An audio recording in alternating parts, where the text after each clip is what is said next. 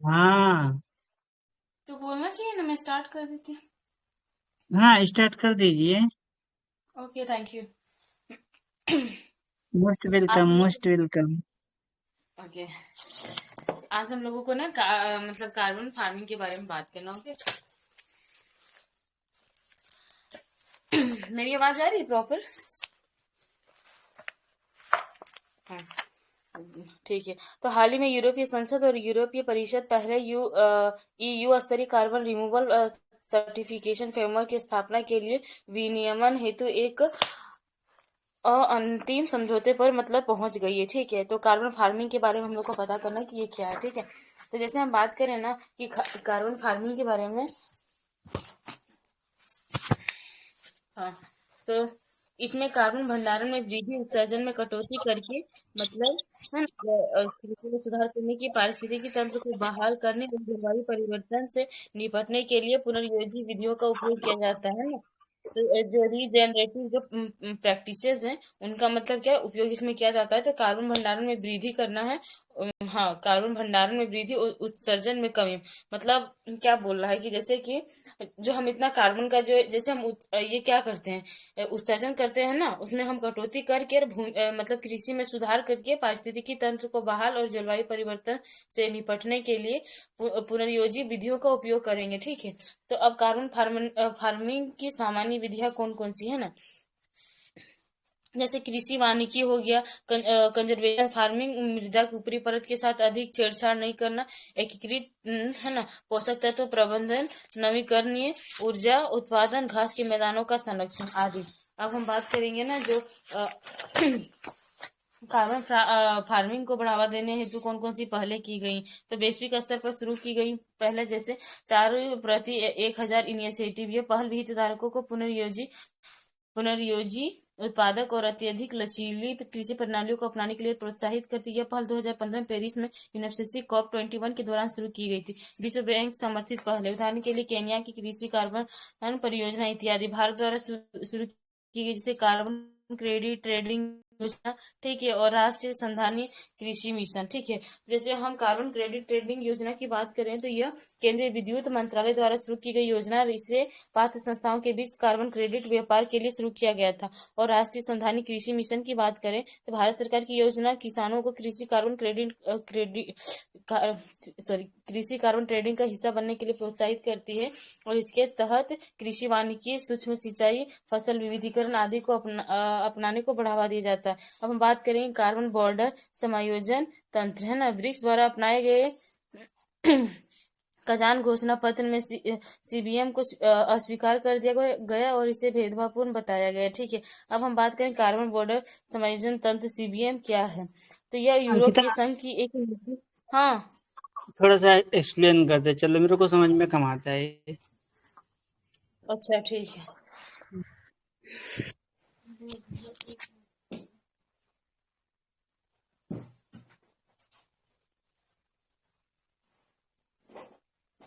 तो जो मैं कह रही हूँ, एक मिनट।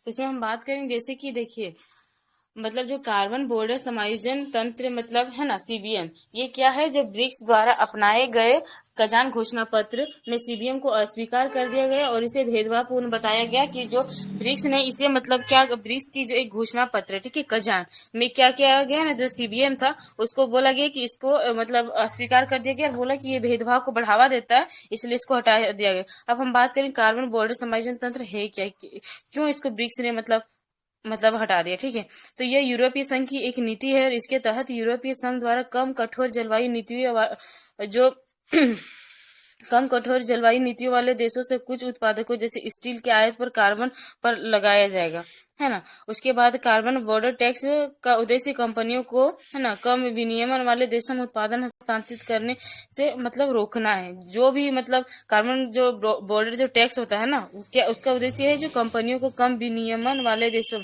जो मतलब मतलब क्या बोलते हैं, विनिमय मतलब जो ज्यादा मतलब कार्बन का क्या बोलते हैं ना कि उत्सर्जन करते हैं उनके विनियमन को रोकना है, ठीक है। और 2023 में सीबीएम को एक संक्रमणकालीन चरण के रूप में लागू किया गया था और 2026 तक इसका पूर्ण परिवर्तन किया जाएगा, है ना। अब यूरोपीय संघ द्वारा शुरू की गई कौन कौन सी पहल, जैसे नेट जीरो इंडस्ट्री अधिनियम, ग्लोबल क्लाइमेट चेंज अलायंस के बारे में, तो ये इतना इंपॉर्टेंट नहीं है, हमको नहीं लगता ये पूछेगा। कार्बन बॉर्डर समायोजन तंत्र।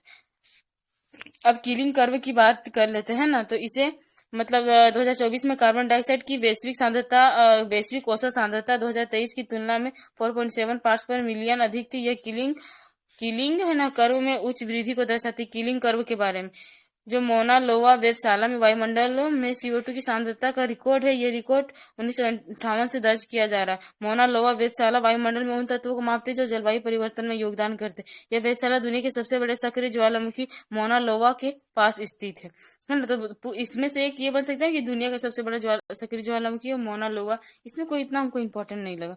उसके बाद ग्रीन प्रीमियम के बारे में ये इंपॉर्टेंट हो सकता है। आर्थिक सर्वेक्षण 2023-24 के अनुसार भारतीय सॉवेरेन ग्रीन बॉन्ड को निजी निवेशकों से शायद ही कोई ग्रीनियम मिला हो। अब हम बात करें ग्रीन बॉन्ड ऋण जुटाने के साधन, डेब्ट इंस्ट्रूमेंट है।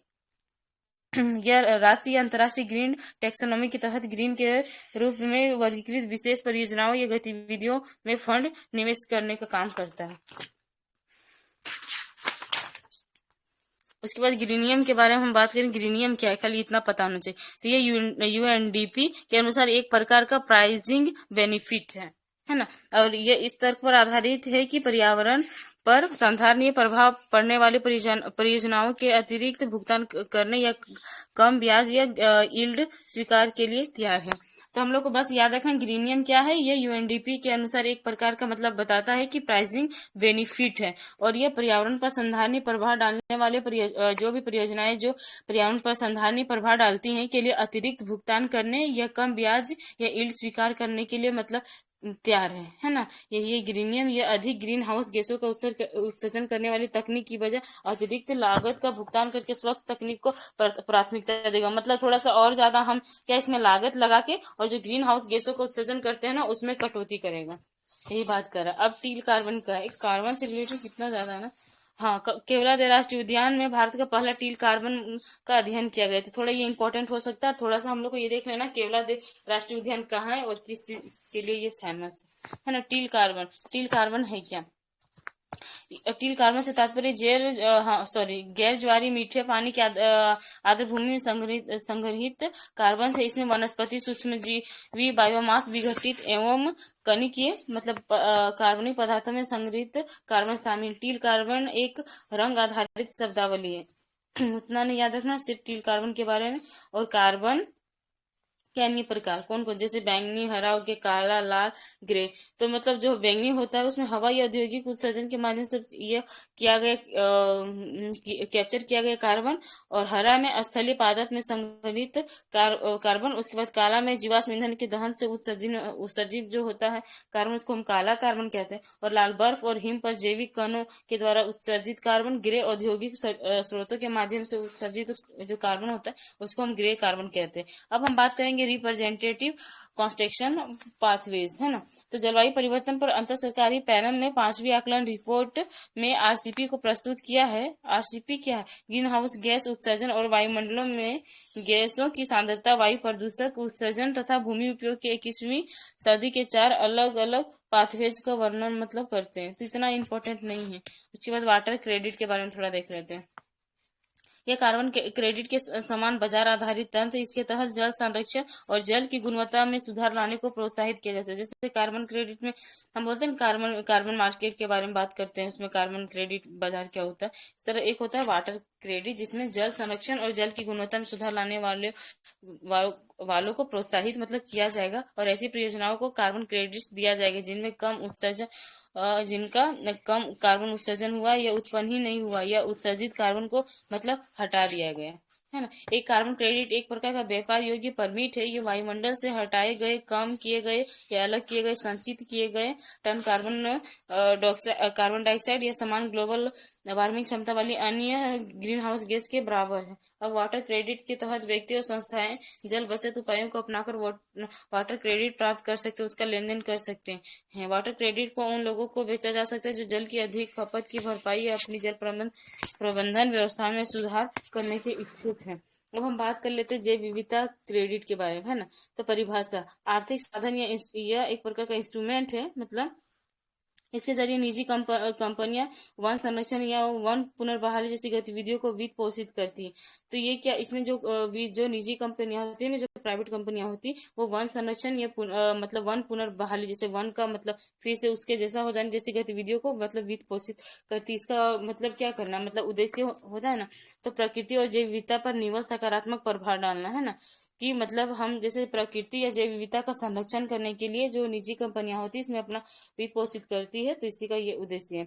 उसके बाद जहां जैव विविधता ऑफसेट में प्रकृति पर कंपनियों की गतिविधियों के नकारात्मक और अपरिहार्य प्रभाव की भरपाई की जाती है, वहीं जैव विविधता क्रेडिट इससे कहीं आगे जाकर सकारात्मक गतिविधियों को भी वित्त पोषण प्रदान करती। अब ग्लेशियल जियो इंजीनियरिंग क्या है? ग्लेशियल जियो इंजीनियरिंग, तो जैसे यह जलवायु प्रणाली में कृत्रिम संशोधन है ना। तो ग्लेशियल जियो इंजीनियरिंग वास्तव में ग्लेशियर यानी हिमानी के आसपास की जलवायु प्रणाली में कृत्रिम संशोधन है, और यह संशोधन आइस शेल्फ के पिघलने की गति को धीमा करने और समुद्री जल स्तर में वृद्धि को कम करने के लिए मतलब किया जाता है। तो ये मतलब कि जो जिस प्रकार से अभी ग्लोबल वार्मिंग की वजह से बर्फ पिघल रहे हैं ना, तो उनकी गति को धीमा करने, और जो समुद्री जल का स्तर जो बढ़ रहा है ना, जो समुद्र जो भी नदियां जैसे ग्लेशियर्स पिघल रहे हैं, तो नदियों के थ्रू वो पानी मतलब समुद्र भर जा रहा है, जिससे जल स्तर उसका बढ़ रहा है, तो उनको हम कैसे कम करेंगे उस पर ये बात करता है, ठीक है।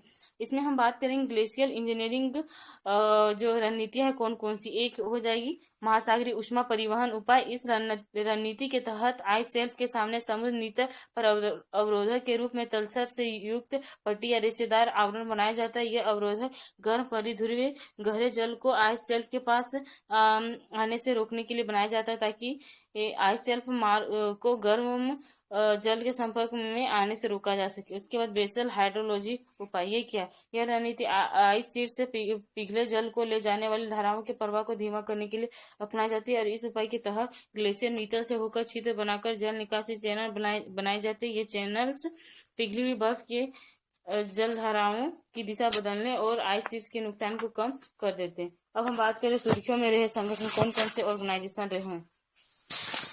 यूएनईपी, ये इम्पोर्टेंट मतलब ऑर्गेनाइजेशन है। इसमें हम बात करेंगे, इसका जो हेडक्वार्टर है वो नैरोबी केनिया में है। इसके परिचय की बात करें तो पर्यावरण के क्षेत्र में कार्यरत एक अंतर्राष्ट्रीय संस्था है, और यह वैश्विक पर्यावरण एजेंडा को निर्धारित करता है। सतत विकास के पर्यावरणीय आयामों को सुसंगत कार्यान्वयन को बढ़ावा देता है, और वैश्विक पर्यावरण के लिए अधिकाधिक समर्थन के रूप में ये कार्य करता है। अगर इसकी उत्पत्ति की बात करें तो मानव पर्यावरण पर संयुक्त राष्ट्र सम्मेलन स्टॉकहोम सम्मेलन 1972 के परिणाम स्वरूप एक अंतर सरकारी संगठन के रूप में 1972 में यूएनईपी की स्थापना की गई थी। तो ये क्या है, मतलब एक अंतर सरकारी संगठन है, ठीक है। और इसकी जो उत्पत्ति थी वो मानव पर्यावरण पर संयुक्त राष्ट्र सम्मेलन जो स्टॉकहोम सम्मेलन में हुआ था, उसी के परिणाम स्वरूप इसकी स्थापना की गई थी। इसके सदस्य संख्या की बात करें तो भारत भी इसका मेंबर है, और यूएन के 193 सदस्य देश पर्यावरण प्रोग्राम और बजट को मंजूरी मतलब देते हैं। तो हम जैसे बात भारत भी इसका सदस्य, इसके साथ साथ 193 देश। उसके बाद फंडिंग की बात करें तो यूएनईपी की अपनी 95% आय के लिए एक स्वैच्छिक अनुदान पर निर्भर करता है ना। तो यूएनईपी अपनी 95% आय के लिए जो होता है ना स्वैच्छिक अंशदान, उनको जो भी अंशदान होता है स्वयं स्वैच्छिक रूप से जो अंशदान करते हैं ना, उनसे इनकी आय होती है 95%। और इन्वायरमेंट फंड यूएनईपी का एक मुख्य कोष है, तो इसके लिए काम करता है मुख्य कोष के रूप में एनवायरमेंट फंड। यूएनईपी कई कन्वेंशन और संस्थाओं के लिए सचिवालय सुविधा प्रदान करता है, जैसे जैव विविधता और पारिस्थितिकी तंत्र सेवाओं पर अंतर सरकारी विज्ञान नीति मंच। उसके बाद जलवायु परिवर्तन पर अंतर सरकारी पैनल आईपीसीसी, ये इंपॉर्टेंट है।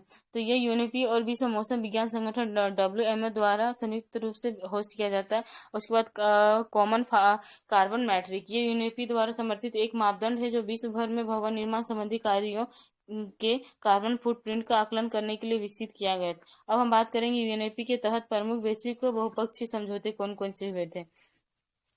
जैसे हम बात करेंगे वन्य जीवों एवं वनस्पतियों की संकटापन्न प्रजातियों के अंतर्राष्ट्रीय व्यापार पर कन्वेंशन, जो साइट्स की हम बात किए थे 1973। उसके बाद वन्य जीवों की प्रवासी प्रजातियों के संरक्षण पर कन्वेंशन, CMS या बॉन कन्वेंशन, जो हम बात किए थे ना उस दिन, बॉन कन्वेंशन के बारे में। उसके बाद ओजोन परत के संरक्षण पर वियना कन्वेंशन 1985। उसके बाद खतरनाक अपशिष्टों के सीमा पार आवाजाही के नियंत्रण और इनके निपटान पर बेसल कन्वेंशन 1989। उसके जैव विविधता पर कन्वेंशन CBT 1992। अंतर्राष्ट्रीय व्यापार में कुछ खतरनाक रसायनों और कीटनाशकों के लिए पूर्व सूचित सहमति प्रक्रिया पर क्या हो जाएगा, रोटरडैम कन्वेंशन 1998। उसके बाद अस्थायी कार्बनिक प्रदूषकों पर स्टॉकहोम कन्वेंशन 2001। फिर पारा मरकरी या मीना माता कन्वेंशन 2013। यूनेपी के तहत 15 पर्यावरणीय समझौते, तो ये याद रखना है कि इसके 15 पर्यावरणीय समझौते काम करते हैं। इसके सूचकांक जरूरी है। रिपोर्ट जैसे एमिशन गैप रिपोर्ट 2024, मतलब ये जारी करता है एमिशन गैप रिपोर्ट। उसके बाद रिपोर्ट के मुख्य बिंदुओं पर नजर मतलब डालते हैं। जैसे एमिशन गैप जो रिपोर्ट है ना वो क्या है, तो यह वैश्विक उत्सर्जन के संबंध में देशों की वर्तमान प्रतिबद्धताओं और 1.5 डिग्री सेल्सियस तक तापमान वृद्धि को सीमित करने के लिए आवश्यक स्तर के बीच के अंतर को ट्रैक करता है। और इसके मुख्य बिंदु ये है कि GHG उत्सर्जन, ग्रीन हाउस गैसेस उत्सर्जन 2023 में 57 गीगाटन है ना, कार्बन डाइऑक्साइड के बराबर एक नए उच्च स्तर पर पहुंच गया है। कुछ जो ग्रीन हाउस गैसेस होती हैं उत्सर्जन में भारत तीसरे स्थान पर है। तो इसमें हम लोग को याद रखना है कि भारत की स्थिति जो है वो 3rd पोजीशन में, जबकि चीन पहले और संयुक्त राज्य अमेरिका दूसरे स्थान पर है ना। अब हम बात करेंगे adaptation gap report. Adaptation gap वास्तव में अनुकूलन योजना के वास्तविक क्रियान्वयन और समाज द्वारा निर्धारित लक्ष्य के बीच एक अंतर या अंतर संसाधन की कमी और प्रतिस्पर्धी प्राथमिकताओं को दर्शाता है। रिपोर्ट के मुख्य बिंदुओं पर एक नजर डालें तो इसमें एडॉप्टेशन गैप, अनुकूलन की दिशा में प्रगति, ठीक है। उसके बाद global status report for buildings and construction है ना 2024। उसमें ये बात किया गया है कि जो यह रिपोर्ट यूएनईपी और global alliance for building and construction ने संयुक्त रूप से इसे जारी किया है। तो मतलब इस रिपोर्ट को दोनों मिलकर जारी करते हैं। इसे COP21 में स्थापित किया गया था। यह शून्य उत्सर्जन, दक्ष और आघात सहनीय भवन एवं निर्माण क्षेत्र के साझा विजन के प्रति प्रतिबद्ध भवन क्षेत्र के हितधारकों अग्रणी वैश्विक प्लेटफॉर्म है। रिपोर्ट के मुख्य बिंदुओं पर एक नजर। भवन एवं निर्माण क्षेत्र जैसे वैश्विक ग्रीन हाउस गैस उत्सर्जन के लगभग 21% हिस्से के लिए जिम्मेदार है। भारत में भवन क्षेत्र कुल कार्बन डाइऑक्साइड उत्सर्जन के लगभग 40% के लिए जिम्मेदार है। अब हम बात कर लेते हैं ना नेविगेटिंग न्यू होराइजन्स। उसके बाद एक ग्लोबल फोरसाइट रिपोर्ट। इस रिपोर्ट में अलग अलग महत्वपूर्ण वैश्विक बदलावों का उल्लेख किया गया। ये बदलाव प्रदूषण, जैव विविधता हानि और जलवायु परिवर्तन रूपी ट्रिपल प्लेनेटरी क्राइसिस को मतलब बढ़ा रहे हैं। रिपोर्ट के मुख्य बिंदुओं पर एक बात करें तो इसमें यह बताया गया है कि यह वैश्विक बहुसंकट एक दूसरे से जुड़े, मतलब इस रिपोर्ट में बात कही जाती है ना कि जो वैश्विक बहुसंकट है एक दूसरे से जुड़े और वैश्वीकरण का परिणाम है। वैश्विक बहुसंकटों में वर्तमान में सामना किए जाने वाले आघात जैसे युद्ध हो गया, चरम मौसम, महामारी है ना, ये सब जो चीजें होती है ना वो कहीं ना कहीं पूरे वैश्वीकरण को मतलब पूरे विश्व को प्रभावित करती है, चाहे कोई भी युद्ध हो चाहे कोई भी महामारी हो, ठीक है। अब हम बात करेंगे ना WMO के बारे में, वर्ल्ड क्या है मीटिओरोलॉजिकल ऑर्गेनाइजेशन। ओके, तो इसके हेडक्वार्टर की बात करें तो जेनेवा स्विट्जरलैंड में है। और इसके मतलब परिचय की बात करें तो ये संयुक्त राष्ट्र की एक विशेष एजेंसी है। तो UN का ये मतलब क्या बोलते हैं एजेंसी है। ये पृथ्वी के वायुमंडल की स्थिति तथा महासागरों और जलवायु के साथ इसकी अंतरक्रिया पर संयुक्त राष्ट्र की आधिकारिक संस्था थी। इंपॉर्टेंट इसमें ना आप लोग मार्क कर लेना क्योंकि ये सब जो ऑर्गेनाइजेशन थोड़ा ज्यादा इंपॉर्टेंट है। इसकी उत्पत्ति के बारे में बात करें तो 1950 में तत्कालीन अंतर्राष्ट्रीय मौसम विज्ञान संगठन के स्थान पर स्थापित किया गया। सदस्य देशों की संख्या तो भारत सहित 193 सदस्य देश के इसके मतलब मेंबर हैं। सूचकांक की बात करें तो state of the global climate 2023, ठीक है। तो ये मतलब याद सिर्फ रखना है कौन कौन सी रिपोर्ट जारी करता था। State of the global climate, WM ozone and इसकी बात कर रहे हैं यूवी बुलेटिन के बारे में, उसके बाद air quality and climate bulletin के बारे में। तो यही सब ये रिपोर्ट जारी करता है। अब उसमें इतना डेप्थ नहीं पढ़ना, बस देखना कौन सी रिपोर्ट ये जारी करना।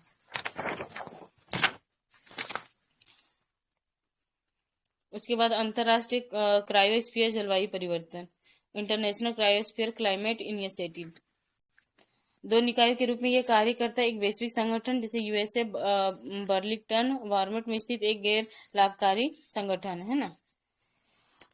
आईसीसीआई यूरोप, स्वीडन के स्टॉकहोम में स्थित स्वीडिश विनियमों के तहत एक चैरिटेबल संगठन। उत्पत्ति की बात करें तो क्रायोस्फीयर पर जलवायु परिवर्तन के प्रभावों का समाधान करने के लिए 2009 में इसे स्थापित किया गया था। स्वीडिश की बात करें तो क्रायोस्फीयर क्षेत्र में बढ़ते तापक्रम को कम करने के लिए आवाज उठाना ताकि ग्लेशियर पिघलने, समुद्र जल स्तर बढ़ने और परमाफ्रॉस्ट पिघलने जैसे वैश्विक जलवायु जोखिमों को कम किया जा सके, है ना। सहयोग की बात करें तो सरकारों, गैर सरकारी संगठनों और जलवायु परिवर्तन से संबंधित संगठनों जैसे यूएनएफसीसी, आईपीसीसी के साथ मिलकर काम करना। रिपोर्ट सूचकांक की बात करें तो स्टेट ऑफ द क्रायोस्फीयर, है ना, जो लॉस्ट आइस ग्लोबल डैमेज के बारे में बात करता है। और रिपोर्ट के मुख्य बिंदुओं पर बात करें तो उत्तरी ग्रीनलैंड में 1978 से अब तक आइस शेल्फ के कुल आयतन का 35% मतलब जो होता है ना वो लुप्त हो गया। और वैश्विक समुद्र जल स्तर में वृद्धि की दर पिछले 30 वर्षों में मतलब दुगुनी हो गई। अब हम लोग आ जाएंगे पॉल्यूशन के बारे में बात करेंगे। आई थिंक समझ आ रहा है कि नहीं? थोड़ा सा कम समझ में आ रहा है क्योंकि स्पीड ज्यादा है ना। एक बार ही घर से पढ़ूंगा फिर समझ में आएगा। पहले ना रीड करके आया करो भैया। नहीं, ये रीड करके तो आते हैं। अच्छा ये मैं भी तो रीडिंग ही मार के आता हूँ, सोचता हूँ यही सुनूंगा। अच्छा, तो दोबारा मतलब कि जा करके एक बार रीड करना तो ज्यादा समझ में आएगा। हाँ ठीक। पॉल्यूशन में बात करेंगे तो बहुत प्रकार के पॉल्यूशन होते हैं, जैसे वायु प्रदूषण हो गया, ध्वनि प्रदूषण हो गया, ठीक है। तो आज हम बात करेंगे एयर पॉल्यूशन के बारे में, है ना। तो एयर क्वालिटी मैनेजमेंट एक्सचेंज है ना प्लेटफॉर्म, ठीक है। तो इससे एक ना क्वेश्चन पूछा था पीवाईक्यू में, तो इसमें हम बात कर लेते हैं सुर्खियों में क्यों था। जो जलवायु स्वच्छ वायु गठबंधन ने वायु गुणवत्ता प्रबंधन विनियमन मंच लॉन्च किया है। इसे international day of clean air for blue sky के दौरान मतलब लॉन्च किया गया था, है ना। तो इसमें हम लोग को याद क्या रखना है ना, सबसे ज्यादा जरूरी क्या है कि जो वायु गुणवत्ता प्रबंधन विनियमन मंच के बारे में, है ना। तो ये क्या, ये वन स्टॉप शॉप की तरह कार्य करेगा। इसके तहत डब्ल्यूएचओ वायु गुणवत्ता दिशा निर्देशों के अंतिम लक्ष्य को प्राप्त करने के लिए प्रस्तावित नवीनतम वायु गुणवत्ता प्रबंधन मार्गदर्शन या अन्य सहायता मतलब प्रदान की जाएगी। तो जो ये रिपोर्ट जो जारी किया जाएगा ना, तो वो डब्ल्यूएचओ के दिशा निर्देश के आधार पर ये किया जाएगा, है ना। और यह एक वन स्टॉप शॉप की तरह काम करेगा। और ये मतलब क्लीन एयर फ्लेक्सिब का एक ये घटक है। और यूएनई संयुक्त राष्ट्र पर्यावरण सभा से संकल्प के कार्यान्वयन में मतलब योगदान देगा, ठीक है। तो इसकी बात अगर हम यहाँ मतलब पहले बताया है कि जो सीसीएससी है ना का जो गठन की बात करें तो वह 2012 में यूएनईपी के नेतृत्व में मतलब किया गया था। और ये 160 देश से अधिक सरकारों, अंतर सरकारी संगठनों और गैर सरकारी संगठनों के एक स्वैच्छिक साझेदारी आधारित गठबंधन है, ठीक है। अब इसमें ये देखना है कि मतलब इसका जो अगर ये रखा गया था ना, जो संयुक्त राष्ट्र पर्यावरण कार्यक्रम, ठीक है। तो इसका मतलब इस वर्ष के मतलब थीम रखा जाता है ना हर साल, तो ये स्वच्छ वायु में सभी निवेश करें, मतलब स्वच्छ जो वायु को स्वच्छ बनाना है ना उसके लिए सब इन्वेस्ट करेंगे, तभी हम उसको मतलब क्या बोलते हैं स्वच्छ बना सकेंगे, ठीक है। तो स्वच्छ बनाने के लिए एक गरीब तबके का आदमी भी उसमें अपनी योगदान दे सकता है, किस मामले में, है कि नहीं। हालांकि वो पैसे नहीं दे सकते मगर छोटी छोटी चीजों में, और जो बड़े लोग भी हैं तो पैसे देने से थोड़ी नहीं कि उसमें आप सुधार कर लोगे, ठीक है। अपनी आदतों में आप सुधार करोगे, है ना। तो उससे धीरे धीरे क्या होगा ना, जो हमारी एयर क्वालिटी है वो अच्छी हो जाएगी। अब हम बात करेंगे ना डब्ल्यूएचओ और वायु गुणवत्ता दिशा निर्देश, इसका याद थोड़ा रखना मतलब जरूरी है। जैसे ये विशिष्ट वायु प्रदूषकों के उत्सर्जन की उच्चतम सीमा का निर्धारण करने वाली साक्ष्य आधारित सिफारिशों का एक सेट है। और ये सामान्य वायु प्रदूषकों के उत्सर्जन के स्तरों और अंतरिम लक्ष्यों की सिफारिश करते हैं। इन प्रदूषकों में पार्टिकुलेट मैटर्स, ओजोन, है ना, और कार्बन मोनोऑक्साइड मतलब शामिल होते हैं। ये उदाहरण के लिए PM 2.5 का 24 घंटे का औसत से अधिक नहीं होना चाहिए। साथ ही PM 2.5 का वार्षिक वेतन क्या लिखा है 5 UGM3 से अधिक नहीं होना चाहिए। उसके बाद वैश्विक नाइट्रस ऑक्साइड आकलन रिपोर्ट, बस इसमें याद रखना है क्या नाइट्रस ऑक्साइड के बारे में। यह पारदर्शी, रंगहीन, गंधहीन और गैर ज्वलनशील गैस है ना। उसके बाद ये जो दहन में सहायक होती है और पर्यावरण में स्वाभाविक रूप से ये पाई जाती है ना, ये सिर्फ इसमें याद रखना। और एनेस्थीसिया है ना, एनेस्थीसिया और अन्य चिकित्सीय लाभों के लिए उपयोग किया जाता है। अन्य संबंधित महत्वपूर्ण तथ्य यह कार्बनिक गैस, इसमें कार्बन नहीं होता, इसे आमतौर पर मतलब लाफिंग गैस भी कहा जाता है नाइट्रस ऑक्साइड को। इनमें CO2 की तुलना में वायुमंडल को गर्म करने की लगभग 70 गुना अधिक क्षमता होती है। जो CO2 की तुलना में ये पर्यावरण को ज्यादा ये गर्म करता है नाइट्रस ऑक्साइड में, ये याद रखना हम लोग को। और ये गैस वायुमंडल में लगभग 114 वर्ष तक रह सकती है, जो CO2 से भी ज्यादा मतलब हानिकारक होती है, जो हमारी पृथ्वी को गर्म करती है, पर ये अकार्बनिक होती है। अब हम बात करेंगे फ्लू गैस डिसफ्लैग्रेशन।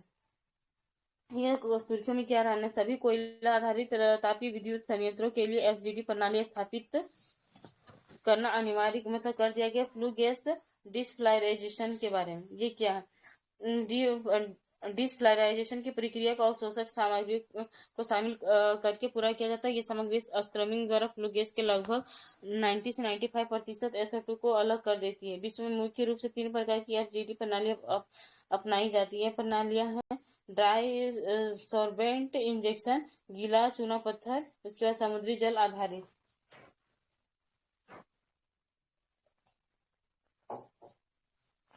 इसमें ना हम लोग को याद रखना SO2 के बारे में। ये गैस वाला में ना दे देता है, ठीक है, और उसमें पूछ लेता है क्या है नहीं है, इसके मतलब विशेषताएं क्या है, इसके गुण।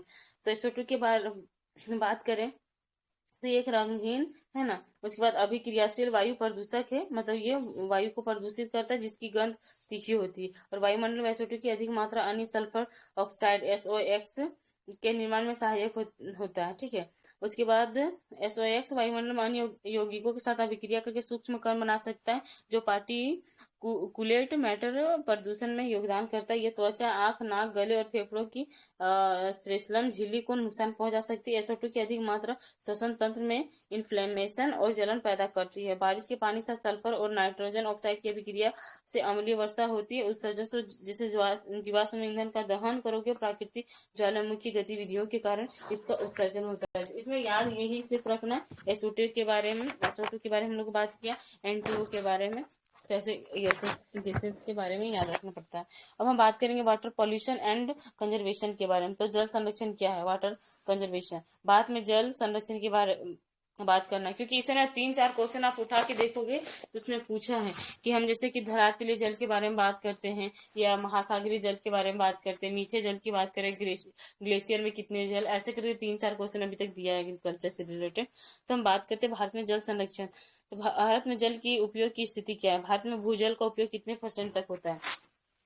जैसे जल शक्ति मंत्रालय द्वारा जारी केंद्रीय भूजल बोर्ड और राज्यों केंद्र शासित प्रदेशों द्वारा आकलन dynamic ground water resources assessment report 2024 के अनुसार ये बताई गई कि पुनर्भरण मतलब रिचार्ज 2024 में कुल वार्षिक भूजल पुनर्भरण में मामूली कमी आई है। मतलब आकलन की गई कि 3.05% इकाइयां गंभीर स्थिति में है और आकलन की गई 11.1% इकाइयां अति दोहन की श्रेणी। अति दोहन वाली इकाइयों का संकीर्ण जैसे उत्तर पश्चिम पंजाब, हरियाणा, दिल्ली, पश्चिमी उत्तर प्रदेश, पश्चिम राजस्थान, गुजरात, दक्षिण कर्नाटक, तमिलनाडु, तेलंगाना आंध्र प्रदेश आदि में क्या होता है ना कि बहुत ज्यादा जल का दोहन किया जाता है।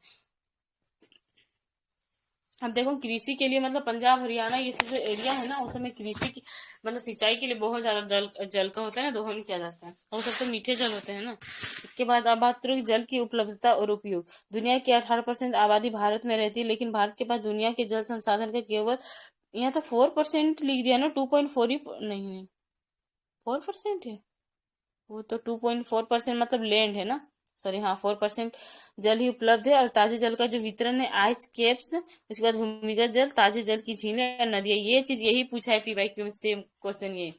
पूछा है कि मतलब सबसे ज्यादा जो मतलब जो ताजे जल वाला एक बार पूछा था, तो सबसे ज्यादा आइस केप्स मतलब जो हिमनद होते हैं ना, उनके पास सबसे अधिक जल है। उसके बाद मतलब भूमिगत जल सेकेंड में आ जाएगा, जो ग्राउंड वाटर है वो। उसके बाद ताजे जल की जो झीलें होती है ना, वो जो झील बड़ी बड़ी होती है, फिर नदियां आ जाएंगी। तो ये याद रख लेना। शहरी जल में जल की उपलब्धता 31% घरों में पाइप के माध्यम से जल की पहुंच नहीं है, और 67% घरों में पाइप आधारित सीवेज डिस्चार्ज सिस्टम से कनेक्शन नहीं है। सिंचाई इरिगेशन भारत के जल भंडार का सर्वाधिक उपयोग सिंचाई में होता है। कुल जल भंडार का लगभग 78% जो होता है सिंचाई में किया जाता है। भारत में पारंपरिक जल भंडारण प्रणालियां, जैसे जल मंदिर गुजरात में खत्री कुहल, हिमाचल प्रदेश में जाबो, नागालैंड में पारंपरिक जल भंडारण प्रणालियां, उसके एरी ओरानिस तमिलनाडु में, डोंग्स असम में, उसके बाद कटास बांध, पार जोहड़ पाट, ये सब पूछ सकता है कि ये सब जो चीज है न्यूज में क्यों रहा था, सही किस चीज से रिलेटेड है, तो पारंपरिक जल भंडारण प्रणालियां हैं। उसके बाद केंद्र सरकार की कौन कौन सी पहले की गई है, हम मेंस में भी लिख सकते हैं। जैसे जल जीवन मिशन के बारे में, ये ग्राम स्तर पर जल संबंधी अवसंरचना को बनाए रखने के लिए विकेंद्रित, मांग संचालित एवं समुदाय प्रबंधित प्रोग्राम है। ठीक है। उसके बाद प्रधानमंत्री कृषि सिंचाई योजना के कई घटक, जैसे हर खेत को पानी, सूक्ष्म सिंचाई के माध्यम से जल उपयोग दक्षता को बढ़ावा देना, प्रति बूंद अधिक फसल, बेहतर कृषि दक्षता को बढ़ावा देने के लिए ड्रिप स्प्रिंकलर जैसे जल का कुशल उपयोग करने वाले विकल्पों का उपयोग करना, अटल भूजल योजना, जैसे इसका उद्देश्य सामुदायिक भागीदारी के माध्यम से भूजल का संधारणीय प्रबंधन करना। उसके बाद कैच द रेन जल शक्ति अभियान, इसे वर्षा जल संचयन और जल संरक्षण को बढ़ावा देने के लिए शुरू किया गया था। औपचारिक जल के सुरक्षित पुनः उपयोग पर राष्ट्रीय फ्रेमवर्क 2022 में जारी। उसके बाद विद्युत टैरिफ नीति 2016, ये सभी ताप विद्युत संयंत्रों को 50 किलोमीटर के दायरे में स्थित सीवेज उपचार संयंत्रों से उपचारित सीवेज जल का उपयोग गैर पेय परियोजनाओं के लिए करना अनिवार्य बनाती है। उसके बाद राष्ट्रीय जल नीति 2012, उसके बाद जीरो लिक्विड डिस्चार्ज पर राष्ट्रीय दिशा निर्देश। ठीक है। उसके बाद राज्य सरकार की पहले कौन कौन सी है, जैसे नीरू चेटू आंध्र प्रदेश, मतलब राज्य सरकार ने कौन कौन जल जीवन हरियाली बिहार ने चलाया, जल ही जीवन हरियाणा, मिशन काकतीय तेलंगाना। तो ये याद रखो ना बस थोड़ा थोड़ा। उसके बाद जल ही अमृत, हाल ही में सरकार ने 100 दिनों के एजेंडे के दौरान Amrut 2.0 Atal mission for rejuvenation and urban transformation 2.0 सुधारों के तहत जल ही अमृत का पहल शुभारंभ किया है। तो जल ही अमृत मतलब ये चीज देख लेना है ना कि क्या है।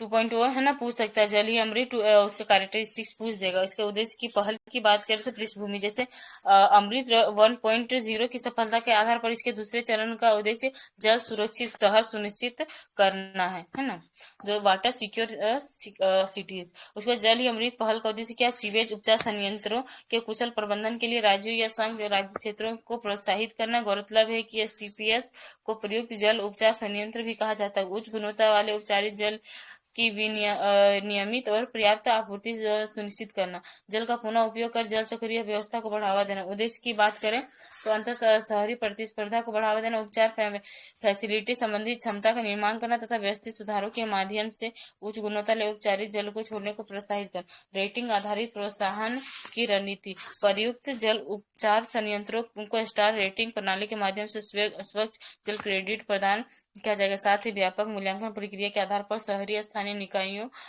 पैरा स्टेटल एजेंसियों को प्रोत्साहन दिया जाएगा। ठीक है। अमृत के बारे में अमृत 1.0, उसके बाद अमृत 2.0 के बारे में। तो इसका प्रारंभ 2015 में किया था। इसका 2021 में अवधि, मिशन अवधि 2015 से 20 तक रखा गया। इसका 2021 से 26, 5 साल के लिए दोनों। कवरेज की बात करें, ये 500 शहर और कस्बे, ये देश के सभी वैधानिक शहर।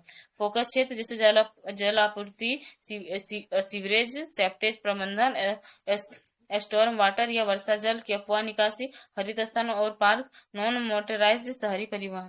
उसके बाद देश के सभी वैधानिक शहरों में सभी घरों में नल कनेक्शन के माध्यम से जलापूर्ति का सार्वभौमिक कवरेज। 500 शहरों में सीवरेज सेप्टेज प्रबंधन का कवरेज। उसके बाद जल पुनर्चक्रण एवं पुनः उपयोग के बारे में, जैसे परिभाषा अलग अलग स्रोतों से प्राप्त एवं इस्तेमाल हो चुके या अपशिष्ट जल का उपचार करके किसी लाभकारी उद्देश्य हेतु उसका दोबारा उपयोग ही जल का पुनः उपयोग कहलाता है।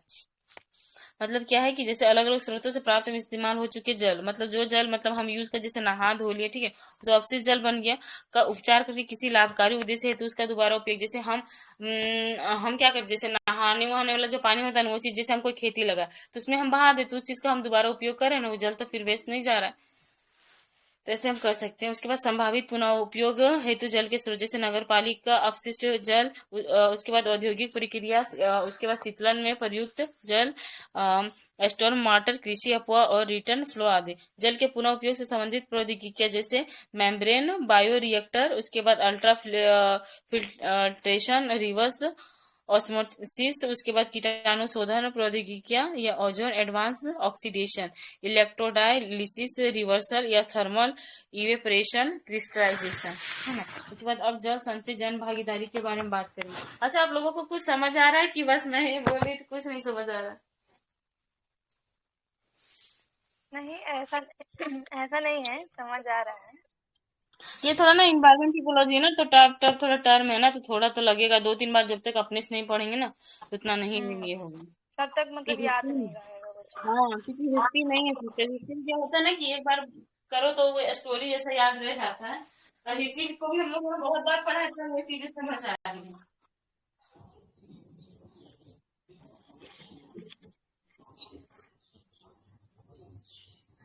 कृष्णा भैया कुछ बोल रहे हैं क्या? क्या बोल रहे कृष्णा नहीं भैया? नहीं नहीं, मैं कुछ नहीं, मैं सुन रहा हूँ बस। अच्छा। अब बताना चाह रहे हो तो बताओ, नहीं तो बोलोगे कि मेरे को मौका नहीं दे रहे। नहीं, मुझे नहीं आ रहा तो मैं कैसे बताऊँ। कैसे नहीं आएगा, बस समझो इसको। अच्छा कोई बात नहीं, वो आप मतलब सर वाला लेक्चर बता देना, ठीक है। हम्म, ये मैं बता देती हूँ ना। ठीक है सिस्टर, आप बता रहे तो आप बताओ, भैया वो बता देंगे। जल संचय जन भागीदारी है ना, ये है क्या, ये देख लेते हैं ना। तो हाल ही में जो गुजरात के सूरत से जो है ना जल संचय जन भागीदारी पहल की जो है ना शुरुआत की गई है ना। तो ये बहुत ही एक मतलब की पहल है जो कि गुजरात के सूरत से शुरू की गई है, ठीक है। तो जल संचय और जन भागीदारी पहल के बारे में देख लेते हैं कि इसका मतलब क्या है, ये है क्या। तो इस पहल का उद्देश्य जो है ना सामुदायिक भागीदारी और स्वामित्व पर विशेष जोर देते हुए जल संरक्षण को जो है ना बढ़ावा देना है।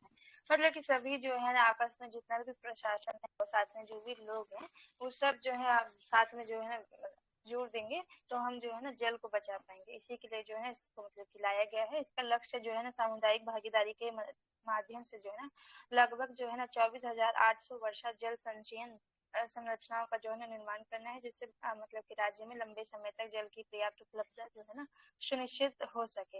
मतलब कि ये जो है ना जल संचय जैसे वर्षा का पानी, ठीक है, जो स्टोरेज वगैरह होता है ना उसकी ये बात कर रहे हैं कि इतना जो है ना पानी हम जो है ना सेव करेंगे ताकि जो है ना आगे में जैसे हमारे पूरे मतलब कि राज्य के लिए जो है ना ये पर्याप्त हो सके। तो वही इसको लेकर के आए हैं।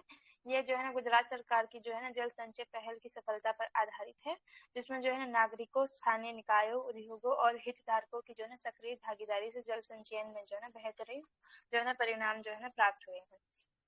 तो जो इन्होंने जो है ना जन भागीदारी और जो है ना सामुदायिक रूप से जो किया है उसके मतलब रिजल्ट भी जो है ना इसमें शो हो रहे हैं, ठीक है। मंत्रालय की बात करेंगे ना तो ये जल शक्ति जो है ना मंत्रालय के ही जो है ना एक पहल है जो कि गुजरात में स्टार्ट हुई थी, ठीक है।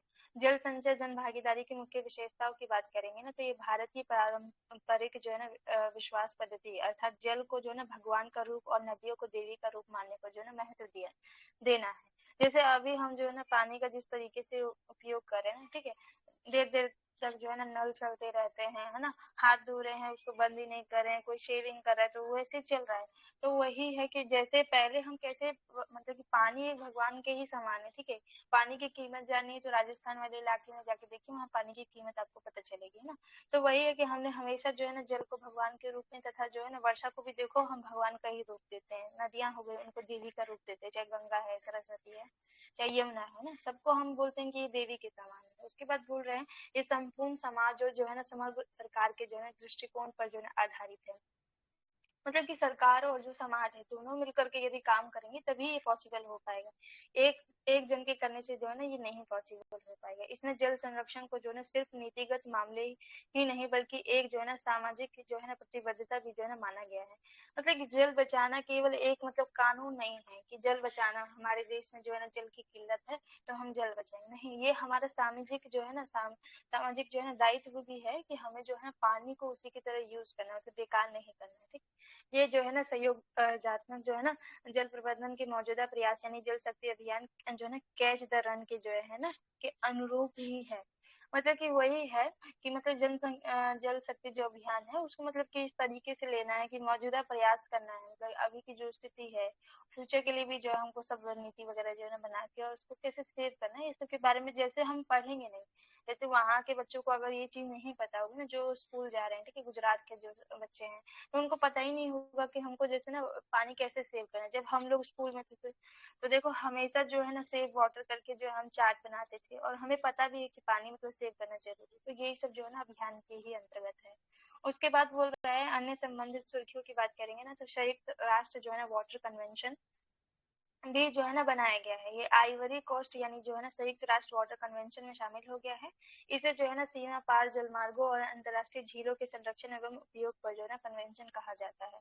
मतलब कि सीमा पार जो है ना जलमार्गों और जो है ना अंतर्राष्ट्रीय झीलों, मतलब कि ये नहीं कि केवल जो हमारे देश के अंतर्गत जो सीमा लग रही है पानी की उसका तो हम ख्याल रखेंगे, मतलब जो सीमा पार जो समुद्र है, ठीक है, चाहे जो मतलब जलमार्ग है, नदी है, जो भी है, उसका भी हम लोगों को संरक्षण करना है। साथ ही में जो झील है, ठीक है, तो बहुत सारी झीलें हैं जो देखो सूखती जा रही हैं, है ना, गर्मी के कारण और भी अन्य कारण होते हैं जिसकी वजह से मानव गतिविधि के कारण वो सूखती जा रही है।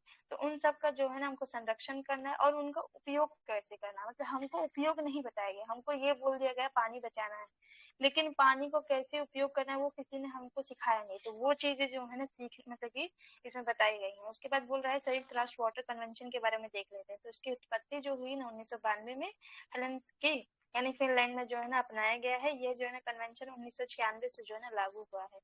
ये जो है ना कानूनी रूप से जो है ना बाध्यकारी कन्वेंशन है। मतलब जी, मतलब इसका कहने का ये है ना कि जो इसमें नियम बनाए हैं उसको हमको फॉलो करना ही होगा, मतलब कि एक तरीके जो है ना बाध्यकारी है। कन्वेंशन के पक्षधारों को दो या दो से अधिक देशों से में जो है ना देशों में बहने वाली किसी भी नदी के जल का उचित और जो है ना न्याय संगत तरीके से उपयोग करना तथा जो है उसका सावधानी प्रबंधन जो है सुनिश्चित करना आवश्यक है। जैसे बहुत सारी नदियां जो है ना हमारे जो है ना नॉर्थ ईस्ट इलाके में आती है, ठीक है, चाइना से भी आती है ना, नेपाल से जो है ना बिहार में कुछ नदियां आती है। तो वो जो वाटर है, क्योंकि वो मतलब पानी तो ऐसा है नहीं कि भैया एक बॉर्डर के ही अंतर्गत रहेगा, एक देश के बॉर्डर में ही, ऐसा नहीं, वो तो कहीं पे भी जाता है, ठीक है। तो जो दोनों देश है वो आपस में इस तरीके से समझौता करे, इस तरीके से वार्तालाप करे कि हाँ आधा पानी आप यूज करेंगे, आधा हम यूज करेंगे। जैसे हमारी जो 5 नदी है ना, झेलम, रावी, सतलुज वगैरह, उसको लेकर के और पाकिस्तान में जो है ना हमको हमारा जो है और उनके बीच में हमेशा देखोगे ना एक वो चलता रहता है। तो ये सब क्या है ना कि हमको जो नदियां जा रही हैं उसका मतलब किस तरीके से प्रयोग करना है, उसका मतलब न्यायसंगत तरीके से होना चाहिए। मतलब ऐसा ना हो केवल एक ही देश को जो है ना, जो मतलब कि ज्यादा बड़ा देश है उसको लाभ हो, जो छोटा देश है वो दब जाए, ऐसा नहीं करना है। उसके बाद बोला है भारत इस कन्वेंशन का जो है ना पक्षदार नहीं है, तो अभी भारत इसमें जो है ना सम्मिलित नहीं है। संयुक्त राष्ट्र जलमार्ग कन्वेंशन यानी अंतर्राष्ट्रीय जलमार्गों के गैर नौवहन उपयोग के कानून पर जो है ना संयुक्त राष्ट्र कन्वेंशन 1997 में जो है ना अपनाया गया है। मतलब कि ऐसे भी बहुत सारे अंतर्राष्ट्रीय जल मार्ग हैं जहाँ पर मतलब कि गैर नौवहन उपयोग को जो है ना कानून पर जो है ना उपयोग के कानून पर जो है संयुक्त राष्ट्र कन्वेंशन जो है ना 1997 में अपनाया गया था। ये जो है ना इसमें सिंधु जल संधि यानी 1960 के जो है ना इसी के अनुरूप है।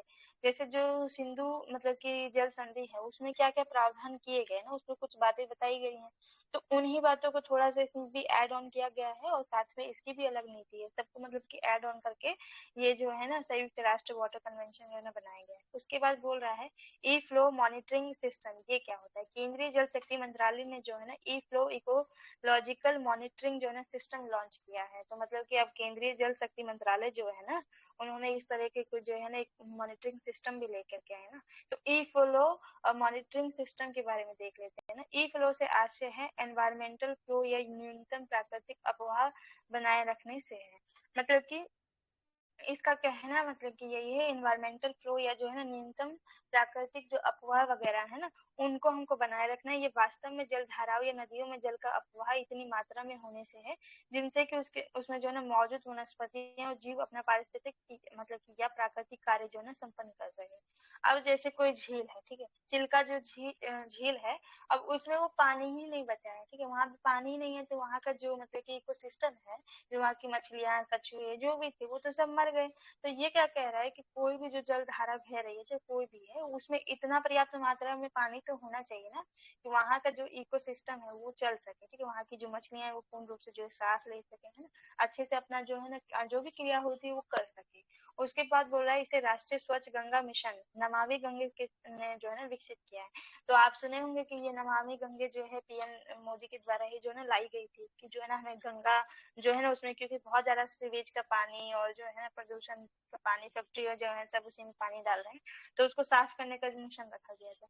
तो उसी के द्वारा जो है ना इसको भी विकसित किया गया है। नमामि गंगे कार्यक्रम में जो है ना गंगा को प्रदूषण मुक्त बनाना और उसकी सफाई करना शामिल था। इस मिशन में जो है ना गंगा की सहायक नदियों को भी जो है ना शामिल कर दिया गया है। इस सिस्टम के जरिए गंगा, यमुना और उनकी जो है ना सहायक नदियों के जल की गुणवत्ता का जो है ना रियल टाइम आधार पर जो है ना आकलन किया जा सकेगा। मतलब कि हम ना जो ये मॉनिटरिंग सिस्टम है, ठीक है, तो हम वहां से ना रियल टाइम अभी क्या है, जैसे अभी यमुना का जो पानी, अभी तो देखो यमुना की जो है ना सफाई स्टार्ट हो गई है ना, जब से बीजेपी की सरकार आई। वरना जब मतलब केजरीवाल जी की सरकार थी, तब वहां पे मतलब कि पानी बिल्कुल भी मतलब कि स्वच्छ नहीं था, ठीक है, पानी इतना बेकार था कि नाला उससे बेहतर है ना। तो अभी क्या है ना कि ऐसे मॉनिटरिंग सिस्टम बनाया है कि कोई इंसान वहां पे बैठ के ना तुरंत जांच कर सकेगा कि अभी इस पानी की क्या गुणवत्ता है। जो टीडीएस मीटर आता है ना किसी भी पानी का, जो 100 से 150 बताया जाता है, बहुत अच्छा होता है। 150 से जो है ना 300 क्रॉस करता है तो ठीक ठाक होता है, मतलब 500 तक का ये होता है कि वो ठीक है। उसके ऊपर अगर वो वाटर का लेवल जा रहा है, दैट मीन्स वो पीने के लिए हमारे लिए जो है ना लाभदायक नहीं होगा, हमारे शरीर वो जो है ना पानी को पचा भी नहीं पाएगा। ठीक है, तो यही सब जो है ना इसमें रियल टाइम का जो है ना आकलन करके बताएगा कि हाँ ये पानी की गुणवत्ता है। इसकी मदद से जो है ना केंद्रीय स्तर पर नमामि गंगे कार्यक्रम की गतिविधियों की जो है ना निगरानी भी जो है ना की जा सकेगी। तो जो है ना केंद्रीय स्तर पर, मतलब कि जो केंद्र सरकार है, केंद्रीय मतलब कि एक ही उस पे जो है ना ये सब देख सकते हैं कि क्या गतिविधि चल रही है। कोई ऐसी तो फैक्ट्री नहीं है जो सीवेज का पानी डाल रही, कोई ऐसा तो वो नहीं है ना कि मतलब कि सारा प्रदूषण जो भी कंपनी का हो रहा है वो सारा उसी में जो है ना कहीं से कनेक्ट करके डाल रहा है। ये सब अगर हो रहा है तो उनको ही कंट्रोल करेंगे। उसके बाद बोल रहा है राष्ट्रीय जल पुरस्कार। तो हमने बहुत सारे पुरस्कार सुने हैं ना, जैसे शिक्षा में, खेल में, है ना, अब मतलब कि टीवी एक्ट्रेस वगैरह को भी मिलते हैं, अदाकारी में, ये सब में। अब जो है ना राष्ट्रीय जल पुरस्कार, ये मैं पहली बार सुन रही हूँ कि ऐसा भी कुछ मिलता है ना। तो राष्ट्रपति ने जो है ना नई दिल्ली में जो है ना 5वां राष्ट्रीय जल पुरस्कार जो है ना प्रदान किया है। राष्ट्रीय जल पुरस्कार के बारे में देख लेते हैं कि यह होता क्या है। तो ये जो नोडल मंत्रालय है ना, जो मतलब कि जल जल शक्ति मंत्रालय के ही अंतर्गत आता है, ठीक है, मतलब कि उसी उसी ये दोनों जो है ना अलग अलग है ना। उसका उद्देश्य से बात करेंगे तो लोगों के बीच जल के महत्व के बारे में जागरूकता पैदा करना, उन्हें जो है ना सर्वोत्तम जल उपयोग प्रथाओं को अपनाने के लिए जो है ना प्रेरित करना। सर्वोत्तम जल उपयोग क्या है, कि आप मतलब कि आपका जो जहाँ पे भी आप पानी डाल रहे हो, ठीक है, तो वहां पे जो कच्चा जमीन होगा तो वो पानी को नीचे सोख लेगा, या तो कृषि में जाकर के वो पानी की ऐसी व्यवस्था हो जाए कि जो कृषि कार्य में वो जो है ना पानी चला जाए, तो क्या होगा, आपकी जो है ना अच्छा होगा। वर्षा का जो वर्षा हो उसको आप सेव कर लो उस वाटर को, ठीक। तो यही सब जो है ना इसके सर्वोत्तम कैसे हम उपयोग कर सकते हैं, वो सब जो है ना इसके द्वारा बताया जाता है, जागरूकता फैलाई जाती है। यह पुरस्कार जो है ना 9 श्रेणियों में दिया जाता है। सर्वश्रेष्ठ जो होता है ना राज्य होता है, सर्वश्रेष्ठ जिला, सर्वश्रेष्ठ जो है ना गांव पंचायत, सर्वश्रेष्ठ जो है ना शहरी स्थानीय निकाय, और जो है ना सर्वश्रेष्ठ स्कूल कॉलेज उद्योग, और जो है ना जल उपयोगकर्ताओं का जो संघ है, कोई संस्थान है, जैसे कॉलेज स्कूल छोटे छोटे होते हैं। उनके अलावा जो है ना मतलब कि सर्वश्रेष्ठ जो है ना नागरिक समाज को भी दिया जाता है, जो नागरिक जो अपने समाज में जो है ना पानी बचाने का जो है ना कार्यक्रम चला रहे हैं, ठीक है, उनको भी ये सब जो है ना दिया जा सकता है। ओडिशा जो है ना सर्वश्रेष्ठ जो है ना राज्य है, और सूरत जो है ना गुजरात का जो है ना सर्वश्रेष्ठ जो है ना स्थानीय निकाय है। क्योंकि सूरत में तो ऑलरेडी इस मिशन को लाया गया है, ठीक है, उससे पहले हम पढ़े ना स्टार्टिंग वाला कि कैसे वहां पर जो है ना जल को बचाया जा रहा है, ठीक है। तो वो तो जीतेगा, क्योंकि वो तो हमेशा जो है ना स्थानीय निकाय की जो है ना बात कर रहा है कि हम कैसे उसको जो है ना इम्प्रूव करेंगे वगैरह वगैरह, ठीक है। अब जो है ना global commission on the economics of water, अब ये देख लेते हैं कि ये होता क्या है ना। Global commission on the economics of water के बारे में देख लेते हैं। ने जो है ना the economics of water valuing the hydrological cycle as और ग्लोबल कॉमन जो है ना गुड रिपोर्ट जारी की है ना। अब ये देख लेते हैं कि GCEW के बारे में देख लेते हैं कि होता क्या है। उत्पत्ति की बात करेंगे ना, इसे जो है ना मई 2022 में 2 साल के कार्यकाल के लिए जो है ना एक स्वतंत्र आयोग के रूप में जो है ना शुरू किया गया था। इसमें जो शामिल कौन कौन है, स्वधारणीय जल संसाधन प्रबंधन पर काम करने वाले स्वतंत्र और विभिन्न नीति निर्माता जो है ना एवं जो है ना शोधकर्ता। तो विभिन्न जो नीति निर्माता है, कैसे हम जो है जल संसाधन का प्रबंधन करें। जो हमारे पास अभी नदियां अवेलेबल है, क्या ये नदियां जो है ना 20 साल बाद अवेलेबल होगी? नहीं होगी, या होगी तो कितनी मात्रा में होगी, है ना। जो ग्लेशियर पिघल रहे हैं, समुद्र का लेवल भर जाएगा, ठीक है। तो वो तो एक खारा पानी का स्रोत हो गया, हमें तो मीठा पानी चाहिए पीने के लिए। तो उसको कैसे हम इम्प्रूव करेंगे, मतलब कैसे हम कौन सी टेक्नोलॉजी लेके आएंगे। तो वो सब जो है ना शोधकर्ता जो है ना इसमें सब सम्मिलित होते हैं, वो सब हमेशा जो है ना शोध करते रहते हैं, है ना। संयोजक की बात करेंगे तो कन्वेनिंग जो है ना एनडीटी की बात करेंगे तो आर्थिक सहयोग और विकास संगठन के सहयोग से जो है ना ये नीदरलैंड जो है ना सरकार के द्वारा जो है ना इसको किया भी जा रहा है, ठीक है। जबकि वो समर्थन दे रही है, उसके साथ मिलकर के हम कर रहे हैं। अब उसके बाद देख लेते हैं अपशिष्ट प्रबंधन, है ना, वेस्ट मैनेजमेंट, जो कि हमारे देश में एक बहुत बड़ी चुनौती है, ठीक है। इससे शायद से ना ऐसे पे या मतलब कि संबंधित कुछ क्वेश्चन आया हुआ है मेंस में। सुर्खियों की बात मतलब कि इसमें देखेंगे ग्लोबल फ्रेमवर्क ऑन जो है ना केमिकल्स फंड, देख लेते हैं कि ये होता क्या है। तो GFC की बात करेंगे ना, फंड ने जो है ना रसायनों और अपशिष्ट के सुरक्षित एवं सतत प्रबंधन को जो है ना लक्षित करने के लिए जो है ना पहला जो है ना प्रोजेक्ट कॉल लॉन्च किया है, ठीक है। तो जो रसायन है, जो अपशिष्ट है, उनसे कैसे हम सुरक्षित रहें तथा कैसे हम उसको जो है ना सतत प्रबंधन कर सकते हैं। जैसे अपशिष्ट है, ठीक है, हमारे देश में तो क्या है ऐसे ही डाल दिया जाता है। अब लेकिन जो विदेश में है उसमें एक डंपिंग एरिया होता है, ठीक है। वहीं पे कूड़े को जो है ना डाला जाता है, वहां पे बहुत गड्ढे होते हैं बड़े बड़े, और उसमें जो है ना वेस्ट जो होगा ना उसको डाला जाता है। हर 2-3 साल में फिर उस वेस्ट को जो बन जाता है ना खाद के रूप में, उसको निकाला जाता है, फिर जो है ना नया अपशिष्ट उसमें डाला जाता है। तो ये सब जो प्रक्रिया है विदेशों में है, लेकिन हमारे देश में इस तरह के कुछ नहीं है। दिल्ली में चले जाइए, किसी भी शहर में चले जाइए, वहां पे आपको कूड़े का पहाड़ मिल जाएगा। गुड़गांव में चले जाइए, आपको मिल जाएगा, है ना। उसके बाद बोल रहा है GFC फंड के बारे में, देख लेते हैं कि ये होता क्या है। इस फंड की जो स्थापना है 2023 में जो है ना बॉन यानी जर्मनी में हुई। आप देख सकते हैं कि बहुत सारे देश ना मतलब कि आपको जो है ना इधर ही के मिलेंगे, यूरोप के ही इनके जो है ना सबसे ज्यादा जो है ना मतलब कि हेडक्वार्टर या सब मिलेंगे ना। में जो है ना रसायन प्रबंधन पर जो है ना 5वें अंतर्राष्ट्रीय सम्मेलन को जो है ना के दौरान ही जो है ना की गई है। GFC की बात करेंगे ना, मौजूदा वित्तीय तंत्रों जैसे वैश्विक पर्यावरण सुविधा आदि तथा जैव विविधता और जलवायु कार्रवाई का जो है समर्थन करने वाले फंड्स का जो है ना पूरक है। जो ना मतलब वैश्विक पर्यावरण सुरक्षा जो कर रहे हैं, ठीक है, और साथ में जो जलवायु और इस सब से जो रिलेटेड काम करे उसी के जस्ट जो है ना उसी का पूरक है एक प्रकार का, है ना। इसके उद्देश्य की बात करेंगे ना, अंतर्राष्ट्रीय मानकों के अनुरूप उत्पाद और अपशिष्टों सहित रसायनों के समाधान में जो है लघु द्वितीय विकासशील देशों तथा जो है ना निम्न और मध्यम आय वाले देशों का समर्थन करना है, ठीक है। जो अमीर देश है ना उनके पास तो पर्याप्त जो है ना टेक्नोलॉजी है, पर्याप्त जमीन है, सब कुछ है उनके पास। जो गरीब देश है, जो निम्न देश है ना, जिसकी आय उतनी अच्छी नहीं है, जिसकी GDP उतनी अच्छी नहीं, उसको हम कैसे मतलब कि सहायता प्रदान कर सकते हैं, कैसे हम उसको फंड देंगे। ये सभी बात जो है ना ये GFC में मतलब कि की गई है, ग्लोबल फ्रेमवर्क ऑन जो है केमिकल से, है ना। उसके बाद देख लेते हैं उसके बाद बोल रहा है मध्यम स्तर की ऐसी परियोजनाओं को प्राथमिकता देना जो रसायनों और अपशिष्ट प्रबंधन की राष्ट्रीय एवं जो है ना क्षेत्रीय क्षमताओं को मजबूत करती है। अब जो है ना ऐसे ही किसी एक देश को ये समर्थन भी नहीं देंगे, ठीक है।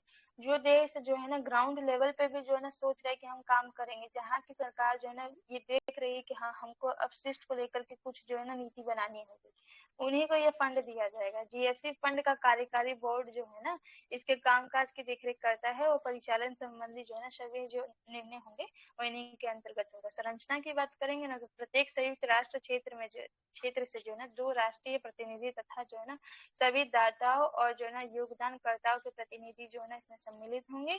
वित्तीय सहायता जो है ना कैसे दी जाएगी, चयनित परियोजनाओं को रसायनों और अपशिष्ट से होने वाले नुकसान को कम करने तथा पर्यावरण एवं मानव स्वास्थ्य की रक्षा के लिए जो है ना 3 वर्षों का जो है ना 30 लाख जो है ना 30 लाख से लेकर के जो है ना 80 लाख जो है ना अमेरिकी डॉलर तक जो है ना दिए जाएंगे। 5 यूरो है ना। हाँ, तो इतने जो है ना पैसे दिए जाएंगे, ताकि देखो जो रसायन होता है, जो केमिकल्स निकलता है, ठीक है, जो अपशिष्ट होता है, वो जो है ना ह्यूमन की जो है ना अच्छा नहीं होता है, ठीक है। वो जो अपशिष्ट निकल रहा है उससे गैसेस भी रिलीज होती हैं, ठीक है। अगर हम उसको जला रहे हैं तो और भी प्रदूषण करेगा हमारे शरीर को। तो उस सब को ही देने, मतलब की सुरक्षा देने के लिए फंड को लाया गया है। स्वैच्छिक योगदान के माध्यम से जो है ना वित्त पोषण प्रदान किया जाता है। जीएफसी के बारे में देख लेते हैं कि जो है ना इसे आईसीसी M5 में जो है ना अपनाया गया बॉन्ड घोषणा पत्र क्या क्या है, जो जर्मनी में जब अपनाया गया तो उसमें क्या क्या बातें की गई थी ना। यह जो है ना एक बहुत जो है ना बहु क्षेत्रक समझौता है। इसके तहत जो है ना 28 लाख का जो है ना एक सेट तैयार किया गया है। इसका उद्देश्य रसायनों के अवैध व्यापार पर रोक लगाना तथा जो है ना 2035 तक कृषि में जो है ना अत्यधिक जो है ना खतरनाक कीटनाशकों के उपयोग को खत्म करना। अब बताओ, इतना बड़ा ये लोग जो है ना लक्ष्य निर्धारित किए हैं कि जो हम कीटनाशक जो डाल रहे हैं, जो बहुत ज्यादा पोटास डाल रहे हैं ना, और जो है ना बहुत सारी चीजें हम डाल रहे हैं केमिकल्स है ना, तो वो सबको भी ये कह रहे हैं जो कीटनाशक है खतरनाक, उन सबको भी जो है ना हमको खत्म करना है 2035 तक, मतलब कि आज से 10 साल बाद तक। और जो है ना साथ ही रसायनों और अपशिष्ट प्रबंधन की समस्या का समाधान करना भी जो है इसका उद्देश्य है। रसायनों और अपशिष्ट के सावधानी प्रबंधन के लिए जो है अन्य वैश्विक पहले कौन कौन सी की गई है, ठीक है। तो अंतर्राष्ट्रीय रसायन प्रबंधन के लिए जो है एक रणनीतिक जो है ना दृष्टिकोण भी बनाया गया, मतलब कि कैसे होगा, ठीक है। ये जो है ना एक वैश्विक नीतिगत जो है ना फ्रेमवर्क है। इसका उद्देश्य रसायनों के जो है ना पूरे जीवन चक्र में उनके मानव स्वास्थ्य पर और जो है पर्यावरणीय प्रभावों को जो है ना कम, ठीक है। तो जो भी अपशिष्ट होता है ना उसकी भी एक जो है ना चक्र होता है। वो स्टार्टिंग में कितना आपको जो नुकसान पहुंचा सकता है, धीरे धीरे गलेगा तो कैसे मतलब कि नुकसान पहुंचाएगा।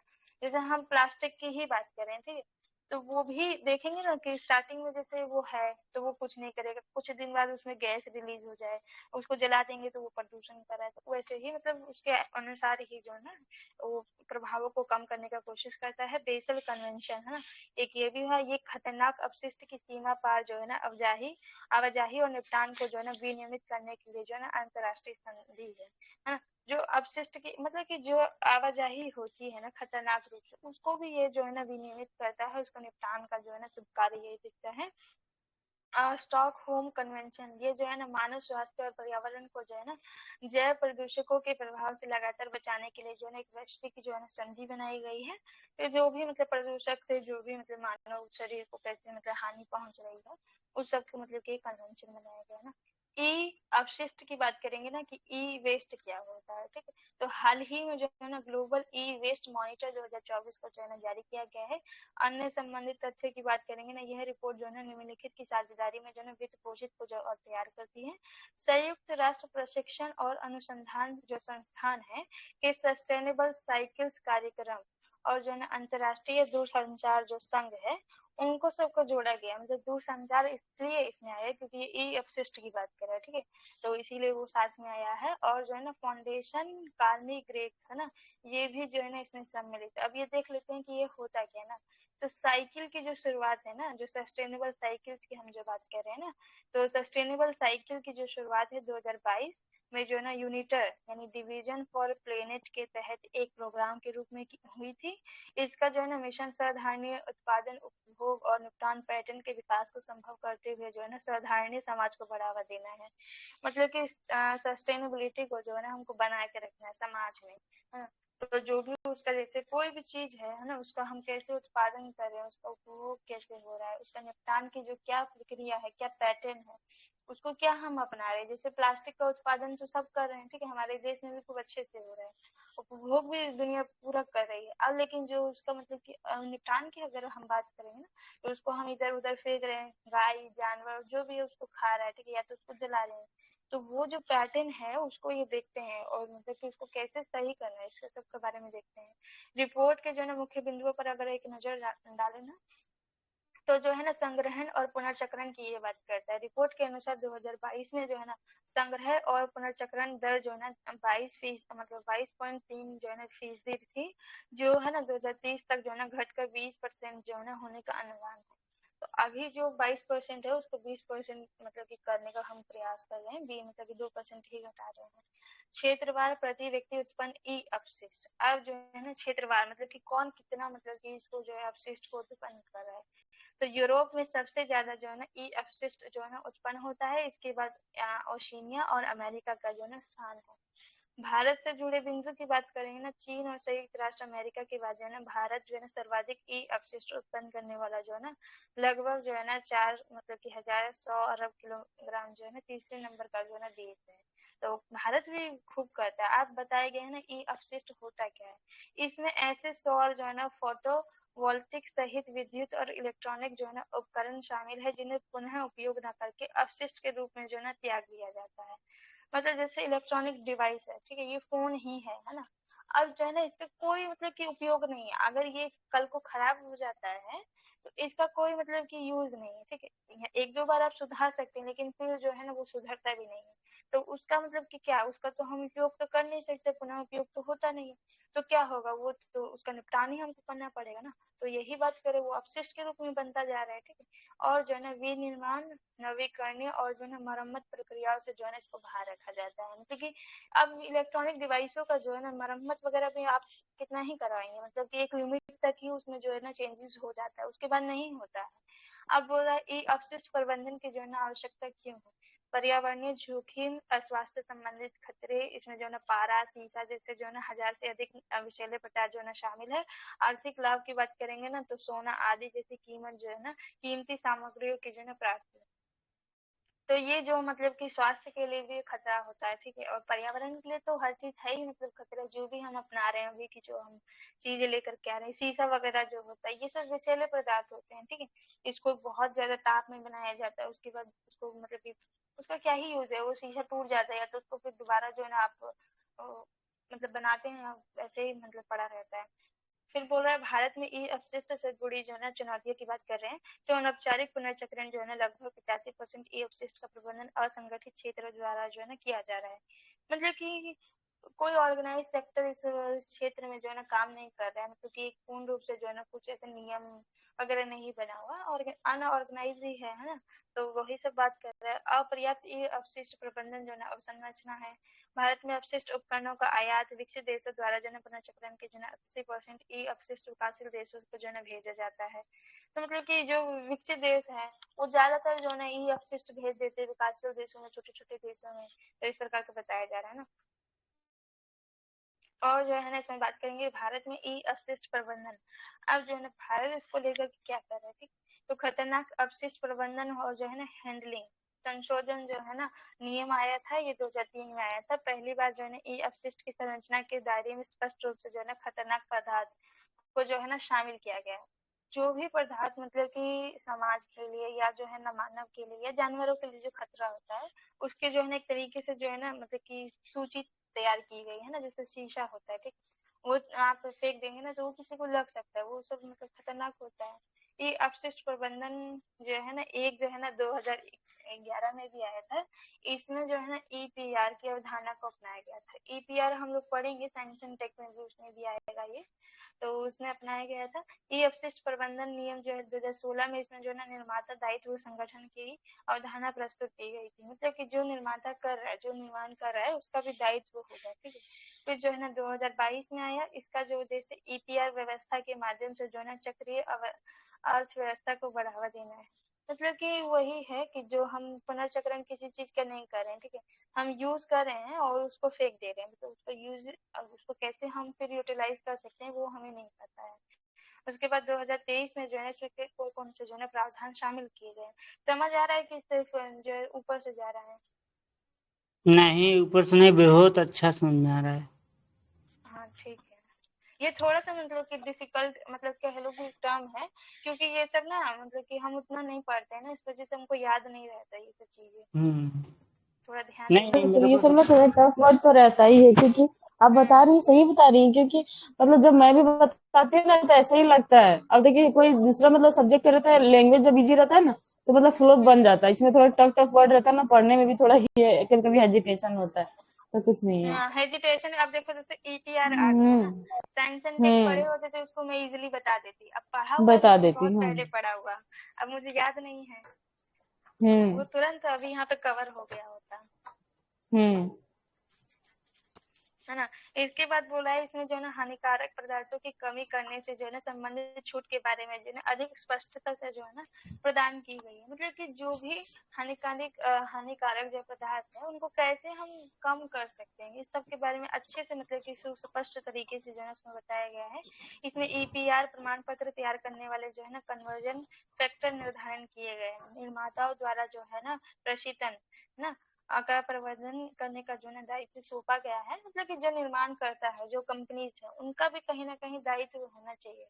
लोग ही नहीं केवल काम करेंगे, ठीक है। ई अपशिष्ट प्रबंधन जो है ना संशोधन नियम 2024 इसके तहत जो है ना प्रावधान किए गए हैं। कौन कौन से ना 2024 में बना है। रिटर्न या रिपोर्ट दाखिल करने की समय सीमा में जो है ना छूट दी गई। इसके तहत जो है ना विनिर्माता निर्माता नवीकरणीकर्ता है ना या जो है ना पुनर्चक्रणकर्ता के लिए जो है ना 9 महीने की छूट जो है ना मतलब कि प्रदान की गई है। पहले शायद ये समय कम रहा होगा लेकिन अब उसको जो है ना बढ़ा दिया गया है। केंद्र सरकार की बात करेंगे ना तो केंद्र सरकार द्वारा ईपीआर प्रमाण पत्रों के जो है ना विनियमन या हस्तांतरण के लिए जो है ना एक या अधिक प्लेटफॉर्म की स्थापना की जो है ना की जा सकती है। मतलब पहले एक ही मतलब कि प्लेटफॉर्म था जो कि प्रमाण पत्र वगैरह जो है ना जारी करता था, लेकिन अभी जो है ना मतलब कि 2-3 प्लेटफॉर्म हो जाएंगे। ईपीआर प्रमाण पत्र का विनियमन जो है ना मूल्य केंद्रीय प्रदूषण नियंत्रण बोर्ड तथा जो है ना निर्धारित उच्चतम और न्यूनतम कीमतों के बीच जो है ना होना चाहिए। जो ईपीआर है ना, मतलब कि आप कैसे जो आप प्रोडक्ट बना रहे हो, ठीक है, उससे किसी प्रकार का प्रदूषण तो नहीं हो रहा है, उससे किसी प्रकार से मतलब इस समाज को हानि तो नहीं हो रहा है, ठीक है। और उसकी जो कीमत होगी वो सब का जो न्यूनतम या अधिकतम कितना रहेगा वो सब भी जो है इसी के द्वारा जो निर्धारित किया जाता है। प्रौद्योगिकी में प्रगति, ठीक है। तो इलेक्ट्रॉनिक्स और सूचना प्रौद्योगिकी मंत्रालय ने जो है ना ई अपशिष्ट से धातु और प्लास्टिक की पुनर्प्राप्ति के लिए जो है ना स्वदेशी तकनीक जो है ना विकसित की है। अभी क्या नहीं, ये सब चीजें जो है ना देखो, चाइना हो गया, ताइवान हो गया, ये सब चीजें ना वहाँ पे काफी हैं। यहाँ पे वहाँ पे टेक्नोलॉजी है, जैसे वहाँ पे सबसे ज्यादा मोबाइल वगैरह बनते हैं, ठीक है। इलेक्ट्रॉनिक जितने आइटम होते हैं, चाहे मशीन है चाहे कुछ भी है, जो वॉशिंग मशीन वगैरह जो होती है वो सब बहुत बनता है। तो जब वहाँ पे इतना बन रहा है तो उसका अपशिष्ट के लिए भी या उसको कैसे निपटान करना है ना उसकी व्यवस्था भी वहाँ पे है, लेकिन भारत में नहीं थी। लेकिन इसीलिए जो है ना एक स्वदेशी तकनीक को लाया गया है कि किस प्रकार से जो धातु, जैसे अभी ये जो हमारा मोबाइल बना है ना, इसमें कुछ ग्लास भी लगा है, प्लास्टिक लगा है, बहुत सारी चीजें इसमें कवर है, ठीक है। तो इनका कैसे हम निपटान करेंगे वो सब भी इसमें बात की गई है। ये अपशिष्ट मात्रा को नियंत्रित करने हेतु जो है ना कौन कौन सी वैश्विक जो है ना पहले बेसल कन्वेंशन, ये बेसल कन्वेंशन तो बहुत जगह मैं अभी सुन रही हूँ, तो शायद ये बहुत इंपॉर्टेंट है, ठीक है। यह जो है ना एक वैश्विक संधि है जिसका उद्देश्य ई अपशिष्ट सहित देशों के जो है ना बीच खतरनाक अपशिष्ट के स्थानांतरण को जो है ना कम करना है। ई अपशिष्ट के द्वारा भी जो है ना इस प्रकार का जो है ना आवाजाही प्रोडक्ट का होता है। जैसे जो विकसित देश है ना, तो वो गरीब देश है, जो है जो विकासशील देश है ना, उनको ये इस तरह की चीजें जो है ना प्रोवाइड कर देते हैं सस्ते दाम पे। तो उन सबको जो है ना देखेगी कि करेगा, मतलब कि और वैश्विक ई अपशिष्ट सांख्यिकी जो है ना साझेदारी करता है। ये दुनिया भर के जो है ना ई अपशिष्ट से संबंधित जो है ना डाटा की निगरानी और रिपोर्टिंग में सुधार लाने के लिए जो है ना संयुक्त राष्ट्र विश्वविद्यालय और अंतर्राष्ट्रीय दूरसंचार संघ का जो है ना संयुक्त प्रयास कर रहा है। अब जैसे ई अपशिष्ट है, जैसे ये मतलब मोबाइल से ही मैं सब उसको रिलेट कर रही हूँ। जैसे ये मोबाइल है ना अंकिता, तो चाहे कृष्ण भैया आप है ना, तो ये जो भी आपको मोबाइल है उसमें सब पर्सनल डाटा है। अब मान लो ये खराब हो गया तो ऐसा थोड़ी है कि वो डाटा उड़ जाता है, वो डाटा नहीं उड़ता है। जैसे आप व्हाट्सएप पे किसी को मैसेज किए हो ना, तो जो व्हाट्सएप कंपनी उसके पास तो वो डाटा सब जा रहा है कि आप किसको हेलो बोले, किसको बाय बोले, किसको हाय बोले, वो सब जाता है। तो वो जो आपका डेटा है उसको कैसे हम सुरक्षा प्रदान करेंगे। जितनी कंपनीज है वो तो उसका लाभ उठा सकती है ना, कि बेकार फोन आपको बेच दे, ठीक है। कोई देश जो है हाँ। ना उसमें ऐसा सिस्टम लगा दे कि आपकी पूरी जो है ना टेक्नोलॉजी, आपका पूरा ज्ञान और जो है आपकी पूरी मतलब कि जो देख रेख है, जो आप कर रहे हो दिनचर्या, सब उस पर नोटिस कर ले और उसको अपने देश में लेके चले जाए। तो इन सब की जो जिम्मेदारी होगी वो ये ले रहा है कि ऐसा कुछ ना हो जाए किसी देश के साथ या किसी भी व्यक्ति के साथ, मतलब जो इसमें बताया गया है ना। ये अपशिष्ट चुनौती मतलब कि एक चुनौती के रूप में आ रहा है धीरे धीरे जो है ना। ये विश्व आर्थिक मंच की एक वैश्विक पहल है जिसका उद्देश्य जो है ना इलेक्ट्रॉनिक्स के लिए जो है ना चक्रीय अर्थव्यवस्था को जो है ना संभव करना है। तो देखिए ऐसा कुछ हम इसको जो है ना अर्थव्यवस्था में इंक्लूड कर दे कि इसका चक्रीय जो है ना मतलब कि स्टार्ट हो सके। जैसे प्लास्टिक है, तो चाहे लकड़ी है, उसका पूरा एक चक्रीय होता है, ठीक है। वो स्टार्टिंग में कैसे रहता है, एंड में उसको जाकर राख बनना है, ठीक है। तो वो क्या उसका चक्रण है, ऐसा ही जो है ना इलेक्ट्रॉनिक्स आइटम के साथ भी होना चाहिए। R2 कोड ऑफ प्रैक्टिस है ना, एक ऐसा साधन है जो इलेक्ट्रॉनिक्स रिसाइकलिंग उद्योग में जो है ना पर्यावरणीय जो है ना रूप से जो है ना अनुकूल प्रथाओं को बढ़ावा देने के लिए जो है ना जिम्मेदार है। मतलब कि रिसाइकलिंग जो उद्योग है, मतलब कि बहुत सारे अभी देखो ना, बहुत सारी कंपनीज भी इसमें आ गई है ऑनलाइन तरीके में भी। जो मोबाइल है, जो आपकी मशीन है, चाहे जो भी चीजें हैं जो आप यूज कर रहे हो, उनको क्या करती है ना, पुरा मतलब कि ठीक करके और सस्ते रेट पे आपको बेचने का काम कर रही है। मतलब कि वो ये सब जो है अभी नए नए जो है ना कंपनीज आ रही है, अभी भारत में भी है कम संख्या में, लेकिन ये धीरे धीरे देखो इसका जो हाँ, है तो ना। इसका कुछ ऐसे देखोगे ना, वो जो रेपर हम लोग ये करते हैं ना, उसी टाइप का आप रेपर मतलब जमा करके रखो, फिर कोई कंपनी वाले जो आएंगे वो अपना आके ले जाएंगे, और उससे फिर वो उसकी पैकेज के साफ करके उसको पैकेजिंग करके, क्योंकि प्लास्टिक का पुनः चक्रण मतलब होता है, क्योंकि वो गलता तो नहीं है। इस तरीके से इलेक्ट्रॉनिक्स के बारे में बताया जाता है कि अगर आप उसको, जैसे फोन बहुत खराब हो जाता है फिर हम फेंक देते हैं, तो उसी को फिर ठीक करके मतलब यूज किया जा सकता है, क्योंकि वो जो मटेरियल आप फेंकोगे वो तो जल्दी गलेगा नहीं, ठीक है। तो इसीलिए इस पे बात मतलब हाँ, किया जा रहा था। क्योंकि मैं एक देखी थी एक वीडियो में, उसमें वो जो सिगरेट होता है उसका जो कवर होता है ना, हाँ वो हाँ हाँ। पेपर होता है ना, तो पेपर वो पेपर। लोग जो है ना कंपनीज क्या करती है ना, अलग अलग इलाकों से जो है ना उनको इकट्ठा करके उनको क्लीन करती है, ठीक है। और जो है ना उनको भर करके तकिए में भरा हाँ जाता है, जो हम तकिया यूज करें ना पिलो, हाँ, उसमें तकिए भर तो कर। हाँ, वो तो काफी महंगा बिकता है सिस्टर वो। हाँ, तो देखो ऐसे ही पुनर्चक्रण के अभी देखो जो हम कपड़े पहन रहे हैं, जो जीन्स पहन रहे हैं ना, लोग उसका शूज बना रहे हैं, लोग उसका पता नहीं मतलब बहुत चीजें जो है ना अब धीरे धीरे बन रहा है। अब ऐसी भी हम्म किसी दिन ऐसी भी कंपनीज होगी कि आपका 10,000 का फोन है ना, आप 10,000 का हम्म फोन देंगे, 5,000 एक्स्ट्रा दो, आपको नया फोन लेकर के आप आएंगे। ऐसी भी टेक्नोलॉजी आ जाएगी, क्योंकि अब जो है ना लोगों का मन ज्यादा जल्दी भरने लगा है ना, कोई चीज यूज करते करते ये हो जाता हम्म है, ये लैपटॉप है खराब हो गया, हटाओ नए ले लेते हैं। तो वो चीज अब जो हम्म। है ना, जो बिजनेसमैन है उसी को देखता है ना। उसके बाद एक और टॉपिक कर लेते हैं ना, बैटरी अपशिष्ट, उसके बाद जो है ना चैप्टर पे आ जाएंगे। अब देखो ये जो आ गया ना साथ में ई अपशिष्ट, उसी के साथ देखो बैटरी को भी दे दिया है ना। तो बैटरी अपशिष्ट प्रबंधन, क्योंकि ये एक चुनौती है, धीरे धीरे सामने आ रही है देशों के सामने, है ना। चाइना का मैं वीडियो देख रही थी, बहुत सारे मोबाइल पड़े हुए थे, ऐसे ही पड़े हुए थे, मतलब कि इतने संख्या में वहां पे बने हुए थे कि कोई उनका पूछ ही नहीं रहा था, ठीक है। तो बैटरी अपशिष्ट प्रबंधन नियम जो है ना 2022 के तहत जो है ना केंद्रीय प्रदूषण नियंत्रण बोर्ड है। अब बहुत लोगों को लगेगा कि ये जो है सूचना प्रसारण मंत्री या जो है ना इलेक्ट्रॉनिक जो मंत्रालय होगा उनके तहत किया जा रहा है, लेकिन नहीं, ये प्रदूषण नियंत्रण जो बोर्ड है वही सबको देख रहे हैं ना, जो है ना बैटरी अपशिष्ट प्रबंधन के लिए जो है ना पर्यावरणीय क्षतिपूर्ण जो है ना दिशा निर्देश जो है ना जारी किए हैं। जो भी इससे जो है ना हमारे पर्यावरण को कैसे नुकसान हो रहा है, उस सब के बारे में दिशा निर्देश जारी किए हैं कि कौन करेगा कौन नहीं करेगा, ठीक है। अब जो है ना पर्यावरणीय क्षतिपूर्ति जो है ना क्या होती है, अपशिष्ट प्रबंधन नियम क्या है, ठीक है। तो 2022 में जो है ना इसके तहत नियमों का पालन न करने की स्थिति में जो है ना CPCB है ना, जो ये है ना केंद्रीय प्रदूषण नियंत्रण जो बोर्ड है, अवशिष्ट बैटरी के नवीनीकरण और पुनर्चक्रण में जो है ना शामिल उत्पादकों एवं जन संस्थानों पर जो है ना पर्यावरणीय कर के जो है ना ई से लागू जो है ना लागू व वसूल मतलब कि वसूल सकता है। मतलब कि या तो उन पे कर लगाएंगे जो इस तरह की जो है ना, जो अपशिष्ट बैटरी के जो नवीनीकरण या जो है ना उनका पुनर्चक्रण, वैसे जो उत्पादक है जो संस्थाएं हैं उनके ऊपर ना पर्यावरणीय जो कर है या फिर जो है ना लगा कर को जो है ना वो वसूल सकते हैं। इसमें बोल रहे हैं प्रदूषण करता द्वारा जो है ना भुगतान सिद्धांत के आधार पर निम्नलिखित पर जो है ना पर्यावरणीय क्षतिपूर्ण जो है ना आरोपित किया जाएगा। अब कौन कौन वह व्यक्ति होगा जिसपे ये कानून लागू हो सकता है, ठीक है। तो पंजीकरण के बिना गतिविधियां संचालित करने वाले जो है ना संस्थाएं, अब बहुत सारी कंपनी जो है ना हमारे देश में जुगाड़ से चलता है, बहुत सारी कंपनी क्या होती है लिस्टेड नहीं होती है, तो उनके ऊपर भी ये लग जाएगा। पंजीकृत संस्थाओं द्वारा गलत सूचना प्रदान करने, जानबूझकर तथ्य को छिपाने आदि, है ना।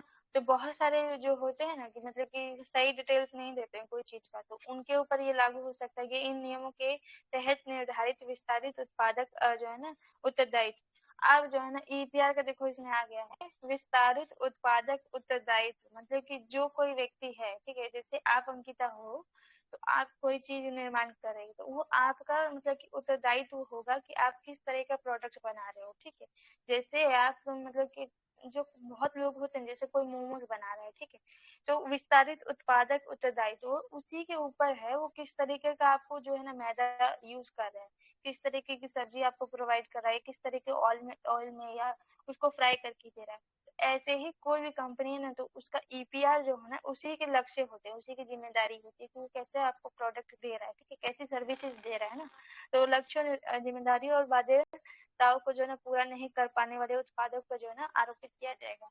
अब अभी जैसे अभी 2 दिन, मतलब 2 दिन नहीं कह रहा हूँ, 1 हफ्ता पहले एक वीडियो वायरल हुआ जिसमें एक जो है ना मोमोज की फैक्ट्री में देखा गया कि मतलब कि कुत्ते का जो सिर होता है ना वो वहां पे फ्रिज में रखा हुआ था, कटा हुआ। अब बताओ, जो उसको मतलब कि जो उत्पादन कर रहा है, जिसकी वो कंपनी है, जो इस सब चीजों को बना रहा है, तो वो उसी की ना हाँ, जिम्मेदारी है तो कि मैं भी तो लोगों को कुछ अच्छे बोला, खाना मतलब प्रोवाइड वहाँ किए। पर पत्ता गोभी सब तो पूरा सड़ा हुआ था, वही वाला बता रही है ना। हाँ, अब बताओ उसी की ना हाँ, जिम्मेदारी मोमोज। है कि ईपीआर का वो हम्म। ख्याल रखे, हम थोड़ी ख्याल हाँ, रखने जाएंगे। तो जो एफसीसीआई इतना होता है गंदा ना, जो खाना मार्केट में, मोमोज लवर भाई साहब इतना मोमोज को पसंद करते हैं, मानो कि इतना सड़ा पत्ता गोभी था, मैं देखी थी, और कुत्ते का ये सब वो, मैं भी देखी थी, वो इतना गंदा वो रूम था। लवन तो अपने दिखा रहा और था, इतना गंदा भाई। तब वो से मेरा लग रहा मन ही था उठ गया। जैसे 10 हाँ। साल पुराना, ऐसा लग रहा है कि ये सब पत्ता गोभी रख दिया है, ठीक है, इतना मतलब हम्म। गंदा तरीके से रखा था। अब बताओ, ये उसी की ना जिम्मेदारी होगी भाई, जो उसका हम्म। लक्ष्य है, भाई जो कंपनी है, ठीक है, जो आपको मोबाइल दे रही है, मोबाइल दे रही है, तो लोग ना पता मोबाइल से जो सिस्टर कम रेस्टोरेंट वाले खाने इतने चाव से खाते हैं, पर पता हो मैं तो बिलीव नहीं कर पाती बाहर के खाने का वो सही खाना होगा। सच में मैं नहीं बिलीव कर पाती हूँ बाहर में, इसलिए मैं जल्दी अरे नहीं खाती नहीं, वो हूँ। ठीक होता ही नहीं है। रेस्टोरेंट में कभी लोग जाओ। केएफसी ये सब, केएफसी का चिकन, ये चिकन, वो बटर, ये मटन करते हैं, मैं तो बिलीव ही नहीं करती कि सच में ये मटन है या भी नहीं भी है।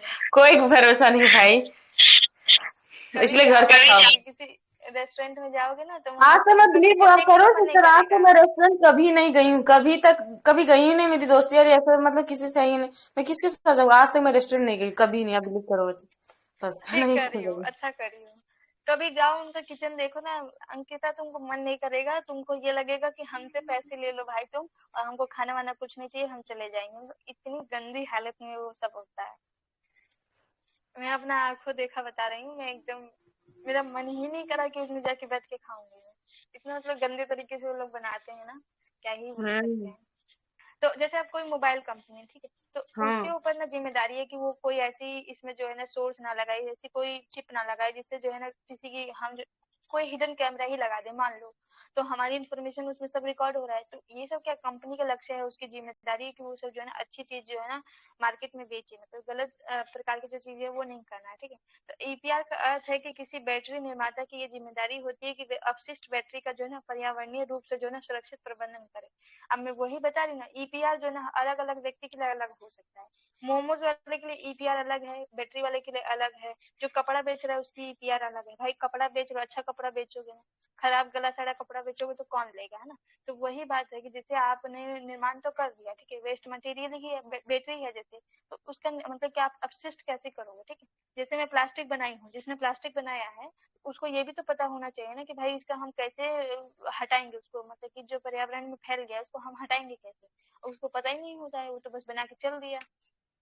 अब जो है ना ये बोल रहा है कि, है ना, अतिरिक्त ईपीआर दायित्व की बात करेंगे ना, हालांकि पर्यावरणीय क्षतिपूर्ण का भुगतान करने से बैटरी निर्माता को इन नियमों के तहत जो है ना निर्धारित ईपीआर जो है ना दायित्व से छूट नहीं मिलेगी।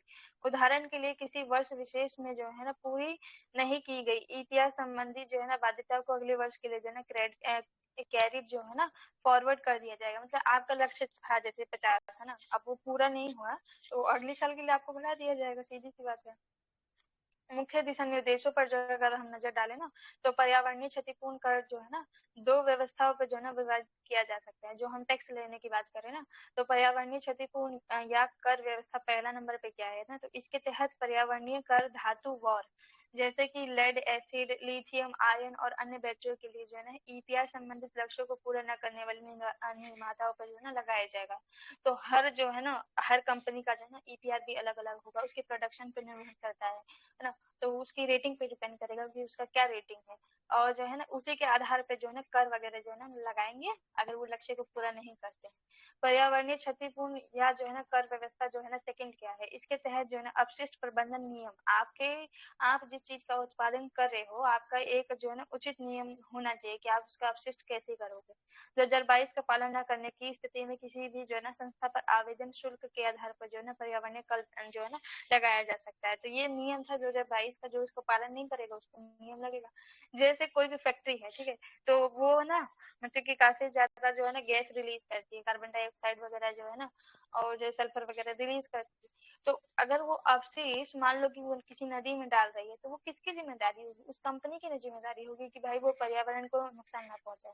अगर तो वो ऐसा कुछ कार्य में लगा हुआ ना, तो उस पे हम जो है ना पर्यावरणीय जो है ना टैक्स लगा सकते हैं, आराम से लग जाता है उन सब चीजों पर भी। अब जो है ना बैटरी अपशिष्ट जो है ना प्रबंधन नियम 2022 के अनुसार क्या क्या है इसमें बातें कही गई है। कवरेज एरिया की बात करेंगे ना, इन नियमों के तहत जो है ना सभी प्रकार की बैटरियों को लाया गया है, जो इलेक्ट्रॉनिक वाहनों की battery, portable battery, automotive battery, औद्योगिक बैटरी आदि वगैरह। तो ये सब अलग अलग बैटरीज होती है ना, जैसे अभी तो स्कूटी वगैरह में काफी लग रही है ना, तो ये सब जो है ना इलेक्ट्रॉनिक वाहन की बैटरी के इसमें आ रहा है। उसके बाद बोल रहा है ये नियम जो है ना विस्तारित उत्पादक उत्तरदायित्व को भी जो है ना निर्धारित करते हैं। इस उत्तरदायित्व के जो है ना तहत उत्पादन अपशिष्ट बैटरियों का संग्रहण, पुनर्चक्रण और जो है ना नवीनीकरण जो है ना सुनिश्चित करते हैं। तो जो भी इसका प्रोडक्शन कर रहा है, ठीक है, उसी की ये जिम्मेदारी है कि वो ईपीआर का जो है ना ख्याल रखे, कैसे उसका पुनर्चक्रण करेगा, कैसे उसका पुनर्निर्माण करेगा, और कैसे उसको मतलब क्या व्यवस्था करेगा, ये सब जो उसकी जिम्मेदारी है। ईपीआर लक्ष्यों को पूरा न करने पर लगाई गई पर्यावरणीय क्षतिपूर्ण ईसी प्रदूषणकर्ता द्वारा जो है ना भुगतान सिद्धांत, जो पीपीपी पढ़े थे, इस सिद्धांत पर जो है ना आधारित होगा। मतलब कि जो हम प्रदूषण जो करता है उनके ऊपर जो हम टैक्स लेते हैं, या जो हम उस पे जो कानूनी कार्रवाई करेंगे, सेम उस इस पे भी है ना ईपीआर पे भी वही लगता है। अब बोल रहा है पीपीपी एक सिद्धांत है जिसके अनुसार प्रदूषण फैलाने वाले को ही जो है ना उसके प्रबंधन की लागत वाहन जो है ना करनी पड़ती है। अब तुम जो है ना भाई इतना फैक्ट्री से नुकसान किए हो, ठीक है, तो जब नमामि गंगे जो है ना ये कार्यक्रम आया ना, तो आपसे उतना पैसा भी वसूला जाएगा कि हम जो है ना उस चीज को सुधारें, हम जो है ना पर्यावरण को सुधारें। ये सब जो है इसमें शामिल किया गया है, ताकि जो है ना मानव स्वास्थ्य और जो है ना पर्यावरण से होने वाले नुकसान को रोका जा सके। अब बहुत सारा तुम बनारस में रही होंगी, तब वहां पे देखोगी जितने घाट है, ठीक है, तो जो घाट बने हुए ना, जितने घर है ना वहां पे, उन सब का जो सीवेज का पानी था ना, वो सब गंगा में ही आता है। वो कितना ही लोग कहें कि मतलब नहीं आता है, लेकिन एक्चुअल में तो वहीं पे आता है। अब बताओ वहां पे कोई अगर फैक्ट्री खोला होगा ना, तो वो उसकी जिम्मेदारी होगी कि उसको क्लीन करे, उसका प्रबंधन करे। अगर वो नहीं करेगा ना, तो उससे उतना पैसा वसूला जाएगा, अच्छा नहीं है। उसके बाद बोले पोर्टेबल और जो है ना ईवी बैटरियों के लिए जो है ना 2030-31 तक जो है ना 20% का जो है ना रिसाइकलिंग जो है ना लक्ष्य निर्धारित किया गया है। इस लक्ष्य को हासिल करने के लिए जो है ना नई बैटरी उत्पादन में जो है ना पुनः पुनः नवीनीकरणीय सामग्री के उपयोग के लिए जो है ना अनिवार्य जो है ना चरणबद्ध लक्ष्य जो है ना लागू किए गए। वही सब बात कह रहा है, इसमें आप ज्यादा नहीं देखेंगे, है ना। थोड़ा आप जो सा है और ना कल किया, आप अच्छा, जो हाँ खत्म तो हो गया, हमको लगा ये इसके आगे नहीं, प्रदूषण के अन्य प्रकार इसके बाद। ये सब जो है ना अब कल कर लिया जाएगा ना, अब आधा घंटा बचा है, तो उसको कर लेते हैं लेक्चर को ना। का आ हो जाओ कृष्णा कृष्णा भैया, भैया, फील्ड पे आ जाओ। फील्ड पे उतरो, आपकी आवाज नहीं सुनी और मजा नहीं आ रहा है। कल भी नहीं सुने थे इनकी आवाज। हिस्ट्री के समय भी नहीं पता है सिस्टर, हिस्ट्री के समय मैं आप बताइए अपना, फिर आपका भी मैं अच्छे से सुनी। कुछ देर के बाद फिर मैं पता नहीं, मैं बेड में बताइए बैठते बैठते पता मैं कब सो गई।